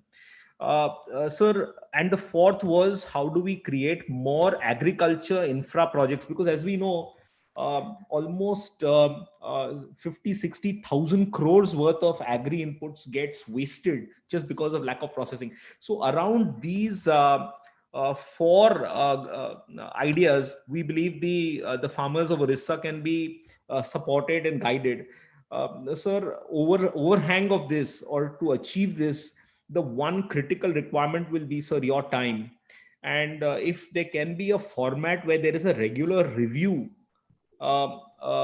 chaired, sir, I know I'm being very demanding, but if by you, sir, I believe that any roadblocks in the system, be it from any of the stakeholders, can be ironed out, and farmers can be part of that review program. So in summary, sir, these would be the 4 or 5 elements along which the conversation up till now has happened. If I've missed out anything, any other panelists, please feel free to express yourself. Thank you very much once again, Indian Chamber, and thank you very much, sir, for giving us this opportunity to talk with you. Thank you. Thank you very much, Mr. Shrikant Goenka. Dr. Garg, will request you to sort of bear with us for some more time, because I would request a couple of other industry people to put in their views, and then maybe you can Absolutely. react. Absolutely. Okay. So then I take this opportunity of requesting Mr. R.S. Chugh, CEO of Paradeep Phosphates Limited, to please put forth his views. Good morning, everybody. Good morning, Mr. Garg, and all the participants. Well, I am from Paradeep Fertilizer, of course, PPL, located in Paradeep. So there is a distortion in your voice, sir. Disturbance is there. It's not clear. No, there is a little distortion. Maybe you can switch off your video and try. Yeah. No, I think it's okay. It's video, good video. Right. No, maybe sometimes video plays a role, or the connectivity is not good. Possibly. Anyway, is it okay now? So it's not audible. No, in sir. the meanwhile, somebody else to pitch in. So, please look into that. I'll request Dr. Pradipta Mahanti then to please come in. Good morning. Am I audible, sir? Yes, yes. Yes. Good morning, everybody. Respected Principal Secretary, distinguished delegates, friends from the agriculture sector, our Co-Chairman ICC, Director ICC, and other members. Sir, we have been discussing the challenges and opportunities. This pandemic COVID-19 has a serious health crisis, which has impacted Indian economy as a large, as we know. Agriculture sector has also suffered. I'd like to first, all of us know, and people have amply said that the challenges what we have faced, challenges in terms of market, challenges in terms of disruption in supply chain, challenges of getting finance during this period, and more so the migration of population. The migration has disrupted all harvesting season, storage, other things as a whole. So from this, we can, from the experience, this has given us a lot of learning. The learning that what we should do otherwise to overcome any such issues which happens in future. Seeing that, coming to Orissa, as many previous speakers have said, endowed with many agricultural, horticultural, and other products. Coming to agriculture, we have very few processing in agriculture. We produce very product like paddy, cereals, but in horticulture, we do produce many horticultural products. We do process mostly paddy, and in horticultural products, we do not have much, maybe cashew and spices. Many things, as I said, comes from neighboring states. What is the real issues why we are not able to do? Because the agriculture and industry are two pillars of economy which has to be synergized so that agriculture produce can be processed. And sir, in the horticulture sector, we have lot many opportunity because horticulture has a higher value addition possibilities. Keeping in this view, as Mr. Sahu said, and from my own experience, that only we process hardly 3 to 4% of our produce because we don't have the produce year around. We have for the limited period the produce, so it cannot be processed. So what we have to do, what we have to address many challenges, like as we all our Odisha situation, though we have endowed with many such 10 agroclimatic zone, but some issues I'd like to put forth before you, like low land holding sizing, there is low return on investment, there is a skill and knowledge gap for farmers, information about the product, inputs, markets, credit, all is not known to the farmers. Sir, in this case, what we have to do is, maybe I'll have some submission. First, looking at, as Mr. Lenka, the Director Horticulture is there. So in the agriculture, to bring in synergy in agriculture and food processing, may I request you, because the food processing is the part of agriculture, so there should be a help desk or a cell in the agricultural department to facilitate maybe bringing in investor, facilitating what is the crop pattern has to be produced, facilitating the thing. Sir, we have to build infrastructure at the farm gate. Infrastructure in the sense that, because we have a lot of, as you know, sir, many cold storages, they are not doing well. Because the food which is been the vegetable, fruits, or the any other agriculture produce which is produced at the different areas, movement, and at the time it reaches the place of storage, it is either maybe many thing is wasted. As previous speakers was telling, Niti Aayog is estimated we lose in India 90,000 crores, but in Odisha also we lose. Similarly, when we do, farmers do not have adequate quality inputs. And inputs as such, even they do not have SOP. My friend Pradeep Kumar Sahu from MD of Sapal was telling that we have a lot of opportunities in different sector, jackfruit, maize, means cod, and mangoes, tomatoes, those areas. But it is not planted all around. We do not have opportunity to get it all around the year. If we can create storage facilities, it can be all around the year. Government of India has also allocated 1 lakh crore for creating infrastructure. So we have to maybe create infrastructure at different places to have this proper storage of material. And sir, you must be aware of the difficulties of cold storages, larger cold storages, that has to be addressed also. And to improve the issues like farmers has to be given training. Skilling is nearly required.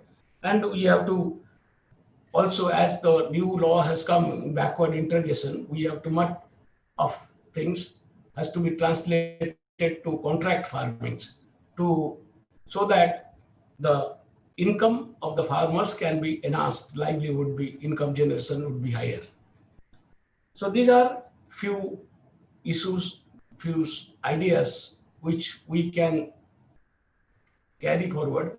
Implementation, this mainly for proper production and storage, input, then SOPs. Now Sapal will not buy if it is not, they do not meet the criteria. Many buyers will not buy because if mangoes, it has a proper specifications. Similarly, jackfruit, all those, even tomatoes, the quality of tomatoes, what we have to produce has to meet the maybe different buyers.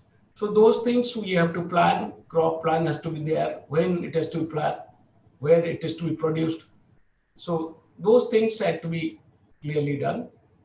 And most of the important thing, I would like to once again place for you, sir, the Secretary, sir, the having to facilitate Director of Horticulture is there. So we have a cell at Directorate of Horticulture to facilitate both the agricultural production as well as the food processing industry. I do not know how it is to be done, so you can throw light on that, so that at least everything from credit, from information on product, market, everything can be at one point, maybe at one platform, we get those information and our farmers are benefited from there. So these are my few suggestions. Thank you so much. Thank you. Dr. Mahanti, is Mr. Chug okay now? Let's try. Yeah. Mr. Chug, please. Yeah, thank you. Your voice is good now. So, yeah, good afternoon. I got cut. Once again, good afternoon to all the participants and to Mr. Garg, especially. See, as far as fertilizer plant operations are concerned, in this pandemic stroke COVID situation, for the first week of April, when the things were announced and things were tight, only at that period of time we faced constraints from the railways in getting the rates or the, let's say, logistic support. It was a constraint, not that it had stopped. But let's say by 10th of April, everything got smoothened up and we have got very good support from the railways for the logistics. Incidentally, for the consumption of all the participants, the fertilizer sector, or for that matter, the farming related sector has been doing very well and has done very well in Q1. It is because of certain reasons. One, the rains last year, the second half of the rains were very good. So the opening water reservoir levels throughout India were very good in April itself. Subsequently, the rains this time have started in time. So in that context, the fertilizer pickup has been excellent, and anything related to fertilizer, in fact, farming equipment also is going very well. The only thing I see as of now is once this cycle of production is completed, and if the tailing of the pandemic does not happen by that time, which is 3 months down the road, at that point in time, the Rabi crop could be an issue in sowing. But if things pan down, the things will be better off. The other main reason is farmer has got, let's say, the farming community in general.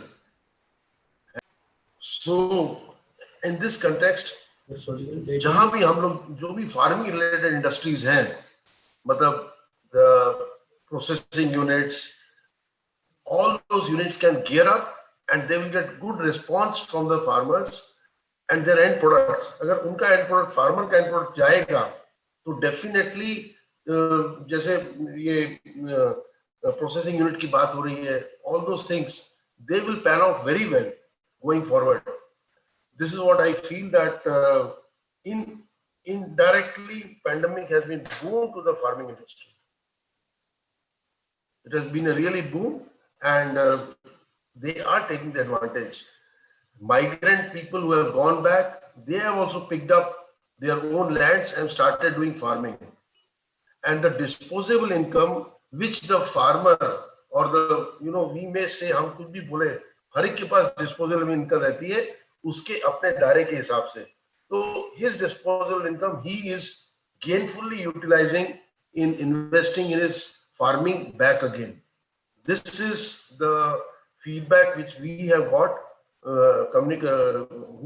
wherein we are connected to the farming sector and the farmers directly. As far as specific to Odisha is concerned, what I see, the rains are good. I was looking at the chat also. कई लोग ये कह रहे थे कि हिंदी में बोलो, तो मैं तो इतना ही कहूँगा, जो भी फार्मर्स के एसोसिएशन है या कोई भी फार्मर्स जो आए हैं, उनको कहीं पे भी फर्टिलाइजर की शॉर्टेज पड़ रही है, तो they can give a direct call to our Bhubaneswar office or to Paradip or to, let's say, the government body of fertilizer and farming. We will come, हम देखेंगे कि उनके पास फर्टिलाइजर कैसे डायरेक्टली पहुंचे. हम रेल का वेट नहीं करेंगे, हम लॉजिस्टिक ट्रक रूट के द्वारा भी हम उनको पहुंचा देंगे. This is the commitment what fertilizer plant is giving specific to Odisha farmers. Thank you. Thank you very much. Sir, would you like to take anyone from the buyer side before you react, or we are no, buyer को तो मैं कह रहा हूँ, किसी को fertiliser चाहिए, हाँ, उड़ीसा के अंदर हम रोड ट्रांसपोर्ट करके दे देंगे. Thank you very much, Mr. Chu. Dr. Garg, can we request you to be for another 10 minutes more? Then we can ask one of our buyers to come in. Maybe you can have one on the buyer side, and then. But I was noticing on the attendees, you have 3 people who have put up their hand. Yeah. You have a system of taking in questions from them also. Yes, in fact we have been taking questions because the question Q&A is also there. Then so okay. there are certain questions. So maybe one on the buyer side, and then I'll okay. So can I request Mr. Subhash Patnaik? Yes. Right, sir. Pharmex India. Good afternoon, everybody. Hopefully, I'm taking the call from Delhi. Hopefully, all of you are good, well, and safe in Bhubaneswar. Honorable Secretary and all my fellow panelists and all the participants for this seminar. First of all, I'd like to thank ICC for inviting me to be a part of this seminar. It's always good to be, addressed to the people who are in the home state. It's always a great feeling. So when Siram called me yesterday, I just said yes, I'll do that. So apart my other job, what I'm going to do is, Mr. Goenka talked about some Agri startups. So all the people are doing an IoT and all. So I have been very privileged to be a part of one of the startups. So as an advisor, it's called Pharmex. It's a digitizing agriculture for farmers. What I'm going to do is just take you through what we are trying to do, what Pharmex is, and whatever little intervention we have in Odisha. And maybe I'll be very happy to address any of the questions. So next slide, please. About this company. Next slide. The other founders, I think, no, just before that. I think many of you know this gentleman, Dr. Sam Pitroda. No, he has been one of the great technological wizard for the country, father of telecom revolution, internationally renowned person, development thinker. He's one of the founders of this company. And Mr. Manav Singh on the left, he is the chairman of Imperial Holding Group with interest in aviation sector, real estate, luxury hotels, and serial entrepreneur. So it was a chance meeting with both of them just now a year ago. Then he said, look, I have an idea. Sam said, I want to bring this farmers into this digital economy ecosystem. So Subhas, you are there already in this sector, so can we do it together? That's why the whole journey started maybe 2 years ago.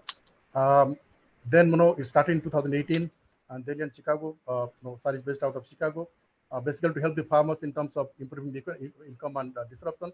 Of course, I got a chance to speak to him today morning, but I said that I'll be talking to the Odisha government people and all. So I think he has conveyed his personal regards and wishes to everybody. Unfortunately, he could not join that, but because of this timeline, time changes and all. But that was the regards from him. That's why we started just 2 years ago. It's just still a small baby, but trying to do something different, which I'm going to talk about it. What exactly we're trying to do. Next. We know this slide. Today's process is completely chaos. The farmers produce, it doesn't get a good price. There's a lot of consulator, middlemen in between. A high rate of interest in working capital. He has to borrow money from the local agents and all. Yield is very less. I think all these things we talked about. I think most of the panelists, we talked about it. We talked about what are the limitations we have, what are the investments required. So that all of we know. So I think what we're trying to do is in the next slide. Next slide. Yeah, that's what we are. We are a digital marketplace. It's a B2B marketplace. India focused mostly on the agriculture produce.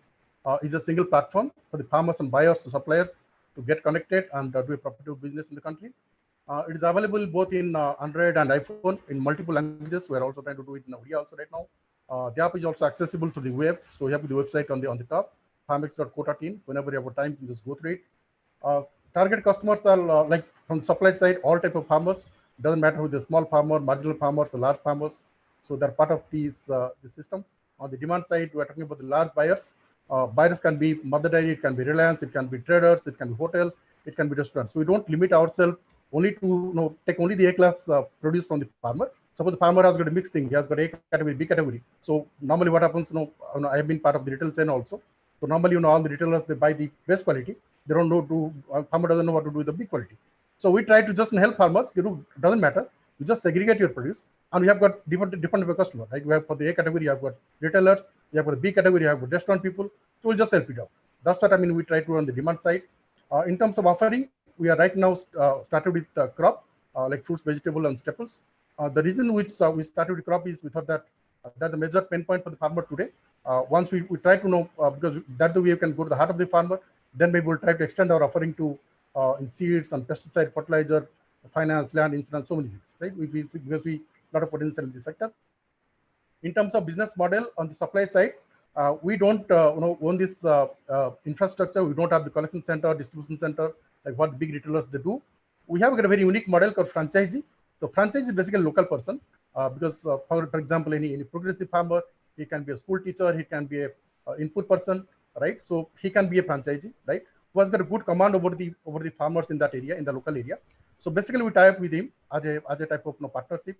So that is on the supply side. On the demand side, on the buying side, we have a name called something called channel partners who helps in buying bulk. The channel partners can be people like Reliance. They can be suppose a buyer in maybe in Ajatpur Mandi or anywhere. So he can be the channel partner, right? And also logistics side, we don't own the logistics. We take help of this third-party logistics. We do negotiate the terms and conditions and try to offer a best price so that this whole thing is transacted between the buyers and sellers. Current status, it's already digital platform is already there. We are almost 180 franchisees throughout the country. We're operating in almost 10 states. And of course, Odisha we started just maybe 4-5 months ago. Right now, we are dealing with 32 crops, and these are all traded on the platform. We try to facilitate that. Next. Next, please. I think next slide. Yeah, this is what the platform. I think whenever a time you can go through it is facilitate the transaction of agri product produce anywhere and anytime. That's what our slogan and tagline. Next. Now, question is how you are different, because there are so many people who are doing that, right? I mean, they're buying and selling. So how it is different? So I think first of all, it's a very asset-light model. For example, we don't, since I've told you earlier, we don't invest in infrastructure. So it's very asset-light model. For example, suppose there is something available in Diagara and we want to set up a franchisee, it would just hardly take me 2 or 3 days time for a person to just go there and identify location and make it a franchise, right? So it's no inventory model. It's very, very easy to scale it up. And so it's a very good asset-light model. And second is leverage the rural entrepreneurship. We feel that India is one of the best countries so far as local entrepreneurship is concerned, right? Because just tell them to do something, they'll do it. And the same thing happens with the same person. You just put him in a job, he will give all excuses, right? But no, so far as just look at it, Thelawala. He is one of the best businessmen, I can say, because he takes the risk, he takes the accountability, everything he does.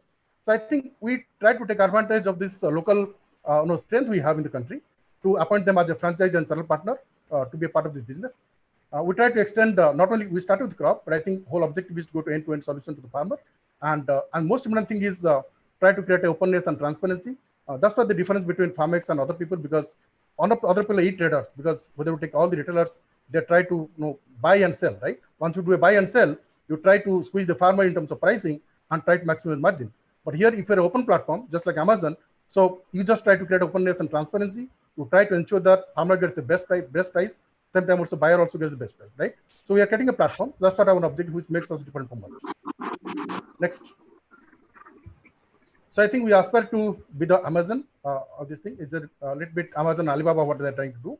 I'm sure whenever I was talking to Sam, he said, look, the way this internet revolution is going to be there, it's a question of few years when every farmer in the country, they'll have mobile and they'll be using this mobile to do something, right? So it's going to happen. It's a question of time. So I think we want to do that. If Amazon is going to do it, why not? So that's the whole idea to create this company 2 years ago. Next. So these are a nutshell of the platform, what it is, whenever time can go through it. Next, please. Yeah, so we start with the crop. Maybe eventually we're getting into input, equipment, land, services, and so many other modules. Crop platform is already ready. For example, what happens like, suppose I'm a farmer in, say, Raigada. I just have to go to the franchisee. I have to take you have to register myself, take a picture of the crop, whatever I have, and put it in the platform. Of course, we give a lot of training to this franchisee, so how the picture will be taken. The farmer himself will say, look, I have got so many crop, I have got 20 quintal or something. I need this price, right?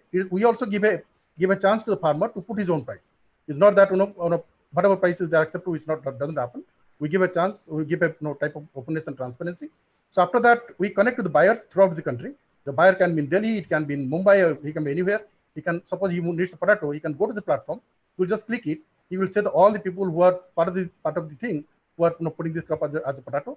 Then he can look at the quality, the quantity, the pricing, and everything. And also, entire thing happens. So I think it's more of an extension of what Enam Government of India is doing. But with Enam, we are trying to do the quality assurance as well as logistics and payment gateway. Those things also we take care of that. Next. Now coming to Odisha. Odisha, we have been there for last 6 months. I think started December 2019. We are mostly in the KBK district, Koraput, Kalahandi, Balangir, Nabarangpur. There is no specific reason for which only tribal district. Why not in coastal district? Because since one of the founders, Sam, is from Tiltagar, Balangir, he said that let's do something for these poor farmers there. We're handling now these crops: mango, pineapple, ginger, vegetables. We have got around 15 franchisees. Most of the franchisees also the migrant people, the progressive farmers who are working somewhere, but they came back to their village. They want to do something. We said, why don't you become franchise and just make money? So they're there. Buyer locations, we are selling within, not only within Odisha, but we're also connecting them to Raipur, Calcutta, Visakhapatnam, Bhubaneswar, everywhere, Delhi also. That's what I mean. Right now we're there, but I think eventually we'll be getting into other districts. Yeah, press up. Okay. I think I'll take the question afterwards. Next, 2-3 slides I have. I'll give some testimonials what we're doing. Some of the examples. This is a farmer in the left-hand side. He's in Kalandi, right? And he was having 4 acres of land, mango. He was dealing through this commission agent. He used to get around 30-34 rupees per kilo and get payment after maybe 7 days or 15 days. Then he got associated with Farmex. Then we connected him to a buyer in Bhubaneswar, Haribol Fruits, one of the biggest buyer in Bhubaneswar. And the same farmer got around 38 rupees per kilo, and there was a same day payment or next day payment. So that's the way we just did this value addition in terms of connecting the farmer, because earlier he didn't have any way to how he'll be connecting to some buyers in Bhubaneswar. So this is one of the example which you did. Next for mango. This the Kalahandi vegetables. I think this area in Narla. So one of the franchise was a progressive farmer, Sujit Pradhan, was a returning from Calcutta, from migrant person, but has been having very good connectivity with the farming community. So he was sourcing from these small farmers, small half-acre, 1 acre farmers, around 60 farmers, around 120 tons. We are doing these vegetables. So they just aggregated and supplied to a buyer in Raipur, RN vegetables. So the major pain points were there are very, very inaccessible villages. There are no market access. So they were just depending on these local traders. Very low price they were getting. The payment was whenever they feel like payment. No proper payment. Normally. So I think when we associated with them, there was a market access was there. Either the same day or next day, we helped them in terms of getting payment. Price as per the exact weightage, whatever weightage of this crop, they got that. I think we have got data to prove that 8 or 10% benefit. We just gave it to those farmers, which I think very good thing which we did in vegetables in Kalahandi area. Next. That's all I think, Mr. Patnaik. I think, yeah, I have a last slide only. I think just one more only.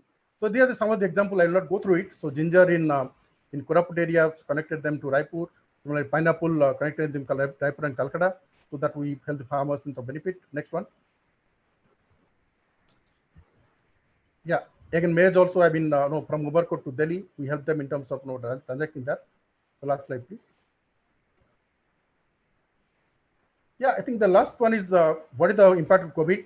I think this is a very important slide because just before COVID, you talk about all these startup like Ola and Uber and all.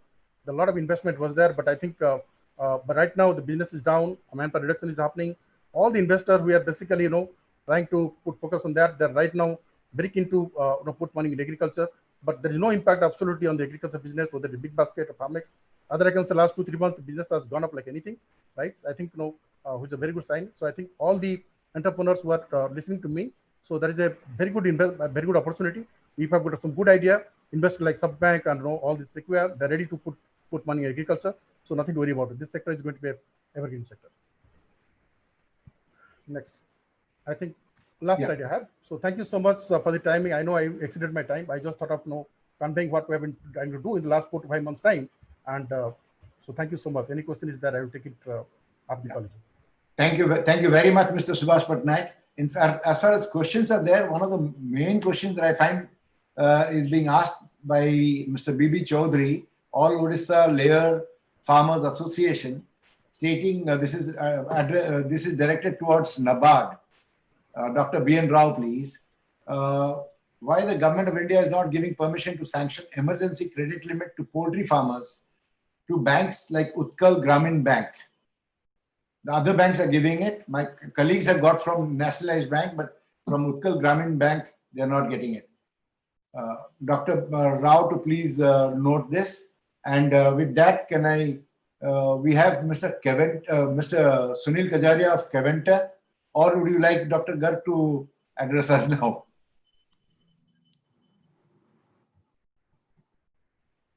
If I can take this opportunity, if you don't mind. Okay, thank you, sir. We have sort of tried to impinge ourselves on you, but thank you. So nice of you to be here and continue to do so. Thank you. First of all, let me thank ICC and their team for arranging this interaction with all the business people who are present here and other entrepreneurs. And I couldn't be here in the morning due to another engagement. So definitely I thought it would be worthwhile to interact with all of you. There are just 3 or 4 points I would make. I'm sure my colleagues, Dr. Raul from Apicol, the Managing Director of Apicol, and Mr. Rohit Lenka, who's the Director of Horticulture, must have spoken to you and mentioned some of the activities that we are undertaking. I would just like to, and I was looking at some of the questions and issues that have been raised. So keeping that in view, there are just 4 or 5 things I would like to specifically focus on. One is, I think very correctly it was mentioned regarding processing perishables and the fact that we are losing a lot of those perishables because of lack of processing. So this, under the Atmanirbhar scheme, an Agri infrastructure fund has been announced for 1 lakh crores, and I'm sure NABARD must have spoken about that. So we would be very happy to handhold entrepreneurs, especially small entrepreneurs located in various panchayats and villages who want to set up small storage facilities. It need not be necessarily cold rooms, because cold rooms or cold storages, that is perhaps the next step. But in case anyone wants to set up small storage facilities, we have the Mukhyamantri Krishi Udyog Yojana, which is being implemented by Apicol. And along with that, we can tie up with NABARD also, so that an entrepreneur who wants to set up some small storage facility, some small processing facility, that support is given. So we will be very keen to do that. And if ICC can help us identify entrepreneurs, we would be very happy to partner with the ICC. In fact, we have recently identified or notified our district managers of Apicol in each district, so that you have a local person at the district level who is available to support, apart from, of course, the portal of Apicol, which is available, where anyone can apply on that portal directly from anywhere and would be able to get a lot of information. So this is one thing which I wanted to mention about, which is a kind of a tie-up of storage of the Atmanirbhar scheme of the MKUY and the Agri Infra Funds that has been announced. The second issue which I would just like to highlight is the fact that we have passed the contract farming ordinance, apart from what the government has done in the contract farming ordinance, which are the Government of India level. So this will enable buyers, whether it's people like AgriX or others, to tie up with farmers and have a contract with them, so that they can have an assured supply, which is very often the problem for many of these big chains like Big Basket, etc. They're not too sure how long they will have that support, how long it will continue. So this farming contract ordinance that has been issued, that could be made use of. And I remember earlier some people mentioning that we should be allowed to do horticulture over larger pieces of area. So we are working on the land leasing ordinance part of it. But even despite if that is not yet operational or not yet been approved, we have the farming contract ordinance, where you can then contract with farmers and they can supply the product that you would want. So I would strongly urge your members to look at that farming contract ordinance. The third thing which I would want to mention is we've identified, I think Apicol and others have worked on this. There is this program which Government of India is also promoting, of one district, one product. So for each of the 30 districts, Apicol has identified, keeping in view the production, productivity, suitability of the ecology, that what could be on the horticulture side, horticulture, floriculture, perishable side, obviously the crops, normal paddy and millets and other pulses, all seeds, that of course is there. But these are primarily on perishable products which have been identified. Some of them are also cereal, other crops, keeping in, for example, in Koraput, millets is there, so they have suggested millets. But in most of the places, it depends on the kind of product. So one product, one district. So we would also like the entrepreneurs and the industry to collaborate with us, so that we increase the area of that product in that district, and therefore we are much more attuned to a more market-based economy, or so that the tie-ups are better, the forward-backward linkages that someone was mentioning are feasible. We can make investments out there for that particular product, and it would also help better marketing. So I would strongly urge Apicol would be happy to share that one product, one district details with you. And the other issue which I want to focus on is we are working on developing more and more number of FPOs. we have this program running in 40 blocks, in the 40 backward blocks, where we've started this agriculture production cluster with Pradhan, who is our partner NGO in that. And we have at the block level, we have for each of these 40 blocks, we have around, I think, nearly 30 odd NGOs who are working with us, who are working with farmers, so that there is a coordinated and synergistic cultivation going on. So for example, if a group of farmers is growing bitter gourd or portal, so they do the cultivation in spacing of 1 week each, so that the product is not coming all at one time, but it comes spaced out in every 7 days. You keep continuing getting it. So that kind of synergistic cultivation is being done, and that can only be done when a group works together. Otherwise, everyone will cultivate at the same time, and all the produce will come out at the same time. So we are working on the agriculture production program. So funding is available with the government. Where entrepreneurs can work in is with the capacity building, the tie-ups. So it's not that you require any funding from your side, but the ability to work and tie up on the marketing side, develop the contracts, develop the confidence that you will pick it up. And I think that it's a win-win situation both for you and the farmer. So we would be happy to work and develop more and more FPOs. So I'll just mention these 4 or 5 things. And I do hope that we would have someone mention about a formal mechanism. I think that's a very good idea. I would request my colleagues, Mr. Lenka and Dr. Rahul, who are present, on a monthly basis, we can have a regular session with, maybe until the COVID situation is there, it can be virtual, and then we can even shift it to a physical session. And we can bring in the other chambers also, so it's not that as if we are doing it with only one set of chambers and not with the others. So we can do this on a monthly basis.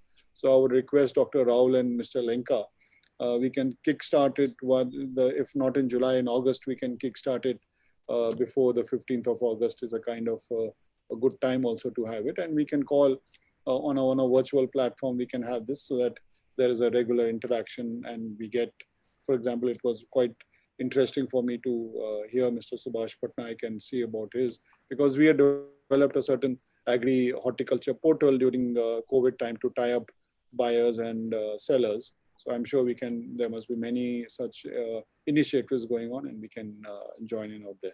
So with these words, once again, I thank Mr. Pani, Mr. Pal, and I see Dr. Rajiv Singh also out here, all the ICC team out here, and very happy to be here today. Thank you.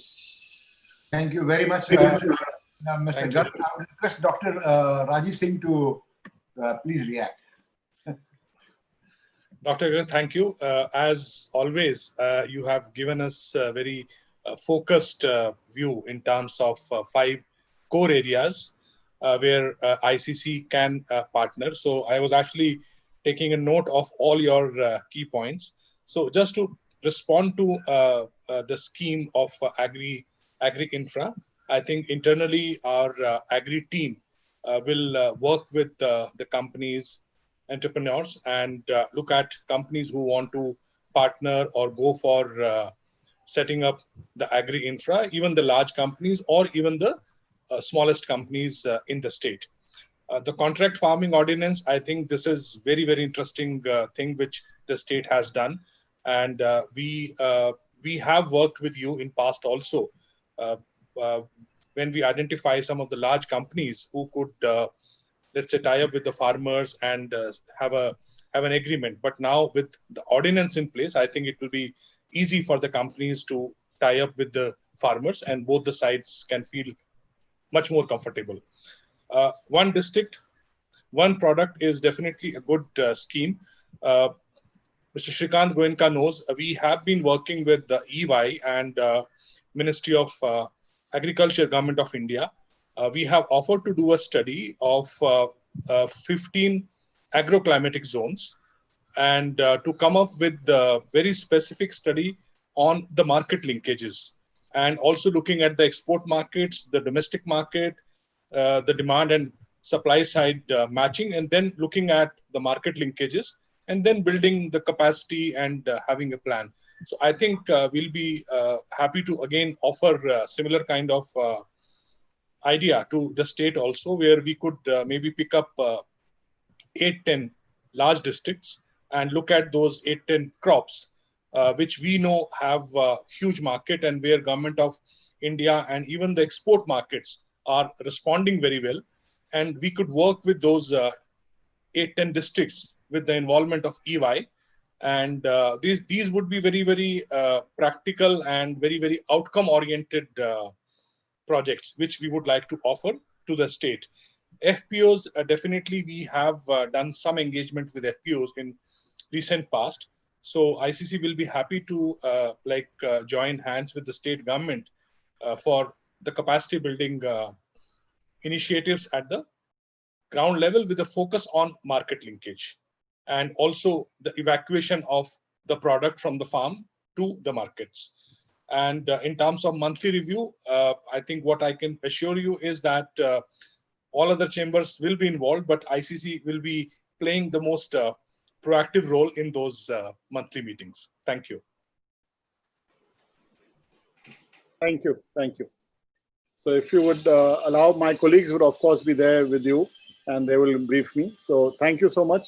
If you allow, I'll be taking leave now. Is that all right, Mr. Pani? Thank you. Thank you very much. We are so grateful and happy that you have been here and extended your stay here. And what is more important is that I find that something concrete is emerging. So that's good. Absolutely. Absolutely. Thank you. Thank you very much. And we will continue from here. Thank you, Dr. Garg. Thank you. Thank you. Thank you, sir. Can I request now Mr. Sunil Kajaria from Keventas, please. Good afternoon, everybody. I would like to thank the ICC and the Department of Agriculture and Farmer Empowerment, Government of Orissa, for giving me this chance to talk about the challenges and opportunities thrown up by COVID-19. I, of course, feel extremely privileged to participate in this webinar, along with so many industry stalwarts and senior officials of the Government of Orissa. Special thanks also to Dr. Sahu, Honorable Minister for Agriculture and Farmers Empowerment, for patiently listening to our views. Let me start off by giving you a brief introduction about the company that I work for, Keventas Agro Limited. We are actually Eastern India's leading food and beverage company. We are active in dairy, where we deal in pasteurized milk, in UHT milk, ice cream, and various other value-added products. We are also the country's largest banana company and have ripening centers at 7 locations and deal with over 25,000 farmers of West Bengal. We are also the Eastern India franchisee of Parle Agro and manufacture and distribute the beverages Fruity, Appy, and Appy Fizz. Coming to the challenges which all companies dealing in agricultural products have faced since the lockdown, I think for us, 2 have been very significant. The first was the disruption of the supply chain. So, all companies, big and small, have faced issues relating to availability of raw materials, availability of packing materials, chemicals, inks, machine parts, all these kind of things. With the support of local government, I think this aspect of the challenge has more or less been worked out, and most industries have been able to now work at 80-90% of overall capacity. However, the second challenge which has come about is the disruption to the demand. So I'll give you 2 examples which our company faces. In the city of Kolkata, the demand for bananas earlier was 160 tons. This has come down to a mere 90 tons currently. And the problem which has happened is it's not the companies like us which are facing it, but the fact is that there are 4 lakh banana farmers in Bengal who now have produce in the fields which there are no buyers for. And the prices have crashed as well. There is a similar situation in the dairy space. Sweet shops and tea vendors account for a very significant portion of milk consumption. And both these segments have been hit very badly. And this has led to a shrinkage in the demand for raw milk. Again, leaving farmers in a very bad situation. Now, it is a fact that I think India, as it continues to work with mitigating the impact of COVID, is again facing right now at least a sort of crisis, because the Number of cases are rising sharply all over again. I think it has crossed 9.36 lakhs today. So and it is extremely likely that states will end up taking measures all over again to try to reduce the rate of spread. However, this time around, I am very hopeful that governments ensure that the agricultural sector is not excessively burdened, and they should focus on the following. So we are hoping for the fact that there should be no restriction on the transport of agricultural products. There has to be very reasonable hours of operation of local markets so that retailers get a chance to sell their products at fair prices. There has to be a smooth movement and distribution of agri inputs to farmers and manufacturing units. It is also very important for government to keep maintaining consumer confidence, as people are already grappling not only with health concerns, but also with slowing purchasing power and a sort of declining confidence in the economy. I think Dr. Garg just spoke about a few things which I will also mention here. There is a need to accelerate the formation of FPOs and FPCs. There is a need to set up agri virtual marketplaces for easy matching up of buyers and sellers on the commodity side. And there's a general need to invest in the agriculture economy with the aim to strengthen infrastructure and logistics. Now, I think Odisha is extremely well placed to take advantage because it has handled the COVID crisis extremely well. It seems clear that going forward, it can be one of the fastest recovering states. It already has one of the best food processing policies in the country. What it now needs to do is to increase the awareness of the various benefits available through events like Made in Odisha. Kevinton is very strongly looking at setting up new manufacturing facilities in the state. We are already in touch with the government and are talking about setting up a new banana ripening facility immediately. And we remain very keen to do business here. So thank you, and looking forward to any questions.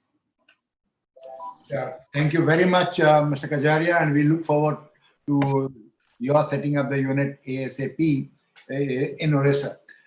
With that, can I request Sriram to please take up the questions and also do the summing up later. We have Mr. Rohit Singh from Reliance Fresh. He has left because he had some work, so he is the zonal head of Reliance Fresh. So we will interact with him separately.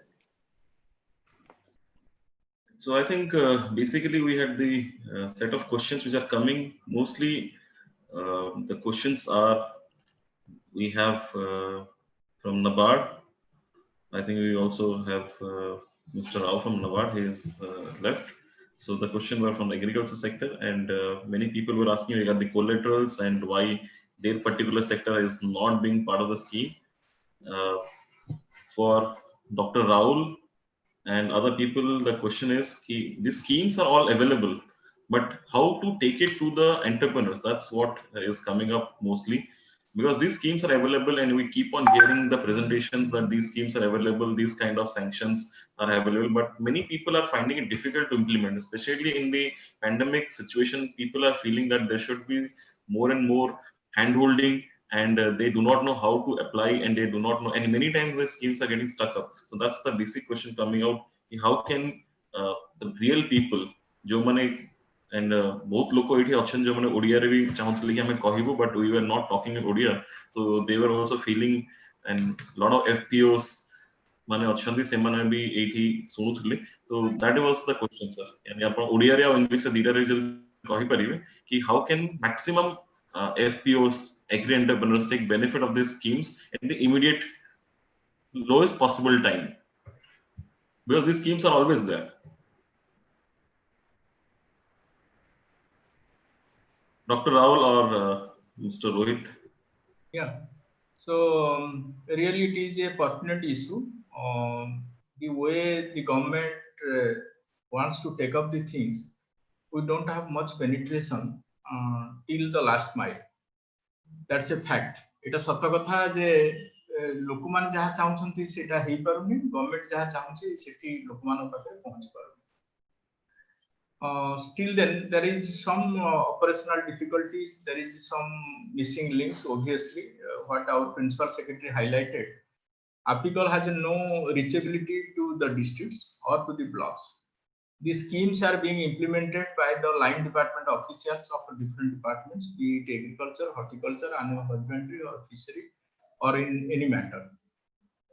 So in that case, and those are also equally occupied one step ahead, taken the things one step ahead by designating a officer as the apical district manager, who can be a local link to the potential entrepreneurs, conduct some of the promotional activities, and also time to time provide necessary handholding support. Apart from that, also in apical, we have developed a small cell to prepare project reports, to answer the queries of the entrepreneurs, and also we are open even during this pandemic period. If I am here in my office, you can come. There may be 5-10 entrepreneurs for some purposes, either for a poultry farm or for a dairy farm or for a goatry farm, are available with us, maybe providing necessary inputs how to prepare a project. We are taking such steps. But and the third one, somewhere our principal secretary has also kindly agreed that there is a missing link between the potential entrepreneurs or those who are interested versus apical. And if we take a regular interaction, maybe at least once in a month, obviously we will try to sort out, or we will try to identify, we will try to pick up. And honestly speaking, there are no dearth of funds. If that, and there is no dearth of limitations also. There is no limitations also that this many enterprises can be promoted, and there is a ceiling for that. And also, our principal secretary has agreed to provide us a space. At Apical has been provided with a space, maybe little small, to which can to in the Krushi Bhavan, so that any entrepreneur comes, we will try to take a note of him. We will try to bring to our fold and try to resolve whatever issues he is having. These are some of the steps, but honestly, I do confess that there is a missing link between the government policies and the ground. And hopefully, with all your involvement, I seek all your support. If you can link as many entrepreneurs as possible with us, and in that way, not only the organization will be benefited, but also the state as a whole can be benefited. Thank you, sir. Mr. Linka, sir, anything you want to speak? Hello. Yes. Sir, I think. Hello. Yes. Am I audible? Yes. Hello. Yeah, you're audible. Yes, sir, you are audible. Okay. Fine. Yes, we'll be opening one sale for particularly for this, as you suggested in this seminar, we'll be opening one sale in our directorate, so that we will have monthly interaction, and that too on continuous basis. And whatever things you want from this directorate or government desires from this directorate, will definitely act on that, so that we will see both horizontal and vertical proliferation of this particular sector, and our farmers will be put at a better place than they are at present. Thank you, sir. Sir, I think there is a question for Mr. Rao also regarding how further banking credit can reach to the real agri entrepreneurs and the farmers. That's also one question which has been coming regularly, because we see there is funding available, but the real people are not able to get funding, because the bank can provide fund immediately and in an early stage. So, and also the question was regarding poultry farmers of Utkal Gramya Bank not able to get the emergency line of credit. Regarding that poultry, kindly tell me the district and name of the entrepreneur, so that we can take up with the bank directly, if you have the detail. That is a very great thing. I'll ask, it is actually Mr. B.B. Chaudhary of All Odisha Layer Farmers Association. We will also ask, we'll ask him to, like, he can be in touch through a mail ID or something to you, so that you can take it up, sir. Thank you very much. Certainly, we will take up with the you. And second thing, sir, with due regards to the system, bankers as well as the other stakeholders, including government, See, the issue now is lot of funds are available, lot of schemes are there, lot of things are there at the from the supply side. What is happening at the ground level? See, bankers, we are very much aware the personal touch with the customer, the farmer in particular, is no more thing. Let us agree to that. For whatever reason, whether it is staff constraint, digitization has added to the fallout. In the name of digitization, we are not reaching out. See, 20-30 years back, you remember, there is a separate cadre of rural development officers in the banking system. That is no more available. Now staff has become a big issue now. And second thing, sometime back, rural banker used to stay in the rural area. Even the government official, other stakeholders. How many of the people are staying in the village or the nearby small place, you tell me, sir? No. Most of them operate from the nearby town, 10 to 5 they operate and come back. How we can reach to the client? All these reviews take place monthly, quarterly, everything happen from the higher level. People working in the field level, they don't stay in the rural areas. If you stay in the rural area, interact with the people, certainly things will happen. So our main job is, time and again we have been harping on improving the things. The field level functionaries, somehow we should motivate them to be with the people. Whether it is a farmer or the entrepreneur you are mentioning, that personal touch, the interaction. See, the collaterals you are mentioning. Collateral, once there is a mutual trust and understanding is there, even if you have the collateral, if the borrower is not having the willingness to repay, what the system can do? It is not the question of collaterals. It is the system, question of regular touch with the people, understanding their needs and coming to their rescue. So that is what is missing, everywhere. At the field level. So that we need to focus in a big way and do in a mission mode. So that needs to happen, especially in such precarious situation of COVID. So that needs to do as a team. Of course, today a good initiative this ICC has taken up. We need to take it forward, sir. Otherwise, it will be difficult for us to serve the people in the way they expect us to do. Definitely, sir. We'll try to take it forward. One more question was there to Dr. Rahul or Mr. Linker regarding jackfruit. Jackfruit is something which is like what our friend from Safal has also told, is something which is very good kind of an opportunity coming out for Odisha. Is there any intervention in jackfruit which is being planned? Because many of our participants are trying to raise this issue. Jackfruit is a Odisha kind of a food. Everybody, also in Odisha, is liked by everybody. We have consumed it, and that is grown naturally, and that's also forest produce. So can with companies like Farmex and other things coming in, can we take the initiative at least for 1 or 2 products? And second thing was this one product, one district. Can we not involve industry also in deciding this thing?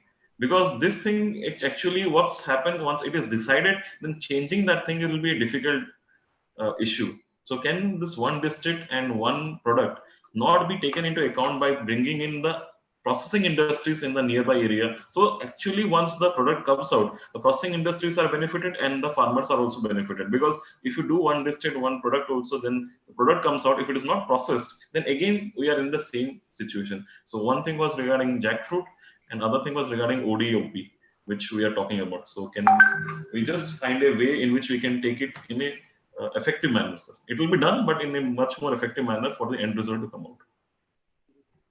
So jackfruit is a traditional fruit, so to say, so far as not only in Indian cuisine but also very close to Odia people. But with the passing of time, as we see, in case of millets, its importance has been more and more fortified, bringing old things to the new chapter and also getting the things highlighted. So also the importance of jackfruit is being highlighted. And as far as apical is concerned, we are very open to that. If ICC can help us in introducing few potential entrepreneurs. We will try to support them, and it is also well within our scheme purview.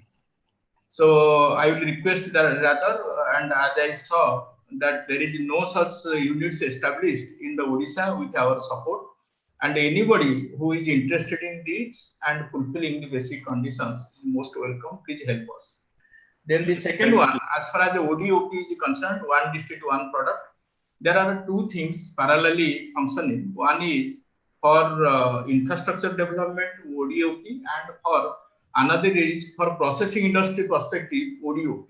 So what our principal secretary mentioned the other day, we the partner directorates for in agriculture and allied sectors, agriculture, horticulture, fishery, animal husbandry, we sat together. We took two things into consideration. What are the products available in the districts or lead products, which awaits processing support, and what are the processing industries available in the area which can be formalized as per the scheme norms. These are two objectives of the scheme. But really, I am extremely happy what Sriram Babu told, that if we can involve industry to have a consensus that yes, this product is having a preference, is having importance in particular districts, that will virtually a kind of vetting for us so far as the document is concerned. And in the near future, I also request Director Horticulture if we will have the interface meeting. During that meeting, both of us, myself and our Director Horticulture, will place the draft document for seeking your opinion. And one more thing out of the way, because somewhere I missed, actually, it is not a kind of blaming each other. Somewhere, due to some reason, the banks are not coming forward for funding of the projects. And that is a major reason. Maybe they might be adhering to their norms or because of their banking policy and other things, but things are not happening. A simple example I do give, taking into account the statistics before me, 1,056 applicants have deposited 10,000 as a security deposit, getting consent from banks that their projects will be sanctioned by the banks, out of which 250 has been sanctioned. And there is a subcommittee on agriculture. Of course, PNB zonal manager is there. They are now they now occupy a lead share, and there needs to be sensitized. My submission was to banks even during last subcommittee meeting, that if it is not feasible for sanction, you reject it. Let me clean out the net list of proposals pending. Why I should carry 1,056 proposals as proposals submitted and 250 as a sanction over a period of 2 years. So anyway, I think as we more interact with the time, hopefully such solutions can also come. Thank you. Right. Thank you, sir. Rohit, sir, anything you want to add? I think we are all looking forward. That's MD Ethical has already told on that, and we will be sitting very shortly by first week of August to get it done, so that everybody will be a stakeholder, a partner to promote this one district, one crop program of the central government. So I think we also have now Mr. Ashwini Kumar sir from PNB. So, can sir hear us? Hello. And I think we can close now. It's time up now. Sriram, we can. Yes, I think we will wrap up, sir. So I would like to thank, starting from our Honorable Minister, who gave us time and laid the Government of Odisha's vision to see that this is a priority sector and we will take it forward. And our entire team of ICC, including co-chairman JB Pani sir, Mr. Srikant Goenka, Dr. Pradipta Mahanti, ICC team, including Jyoti and entire team. And most I would like to sincerely thank Dr. Rao and Ashwini Kumarji. I think it has been a long session. Both of you have taken out. have given us enough scope to tell you regarding the agriculture sector and its issues. Apart from that, I would like to thank all our industry friends who have been here, Mr. Subhash Patnaik, Mr. Sunil Kajaria, Mr. R.S. Chugh, Mr. Rohit Singh, and Mr. Pradipta Kumar Sahu. Everybody of you have given a right representation of industry, how industry can coordinate. And the best part is the human resource. Odisha does not lack human resource. What Dr. Rao told, now only Mr. Rao told, only thing is to integrate all these things. And the best part of the event was we could make a consensus that we should meet regularly. I think we have a dynamic team of Dr. Rahul and Mr. Lenka here. They have also accepted, and our Honorable Principal Secretary, who is always a man of less words but more action, has given the concern that we keep on interacting. This is not a blame game situation. Everybody of us are here to see that we can take it forward, and everybody says these conferences are just conferences. So my sincere thought process is, if because slowly I can see a very positive kind of discussion happening it, and in a very cordial atmosphere where we are able to express ourselves and the industry is able to express themselves, and the government is also very receptive to see how we can take it forward. So I think this is absolutely amazing kind of a situation where ICC wanted this kind of thing to happen, and we thank every stakeholder for making that happen. And we would like to individually talk to people and take it forward. Thank you very much. Thank you, sir. Thank you, sir. Thank you. Thank you, Rahul. Sir, before we close out, also on behalf of ICC, I would like to propose sincere thanks to our sponsor for today's program, like NABARD, Mr. Rao from NABARD, PNB, Paradip Phosphates Limited, and our Mr. Pradipta Mohanty sir for SNM Group. Thank you very much, sir, for your support for today's program. Thank you, Dr. Rao, Mr. Ashwini, Mr. Pradipta Mohanty, and of course, Mr. Chugh. Thank you. Thank you, sir.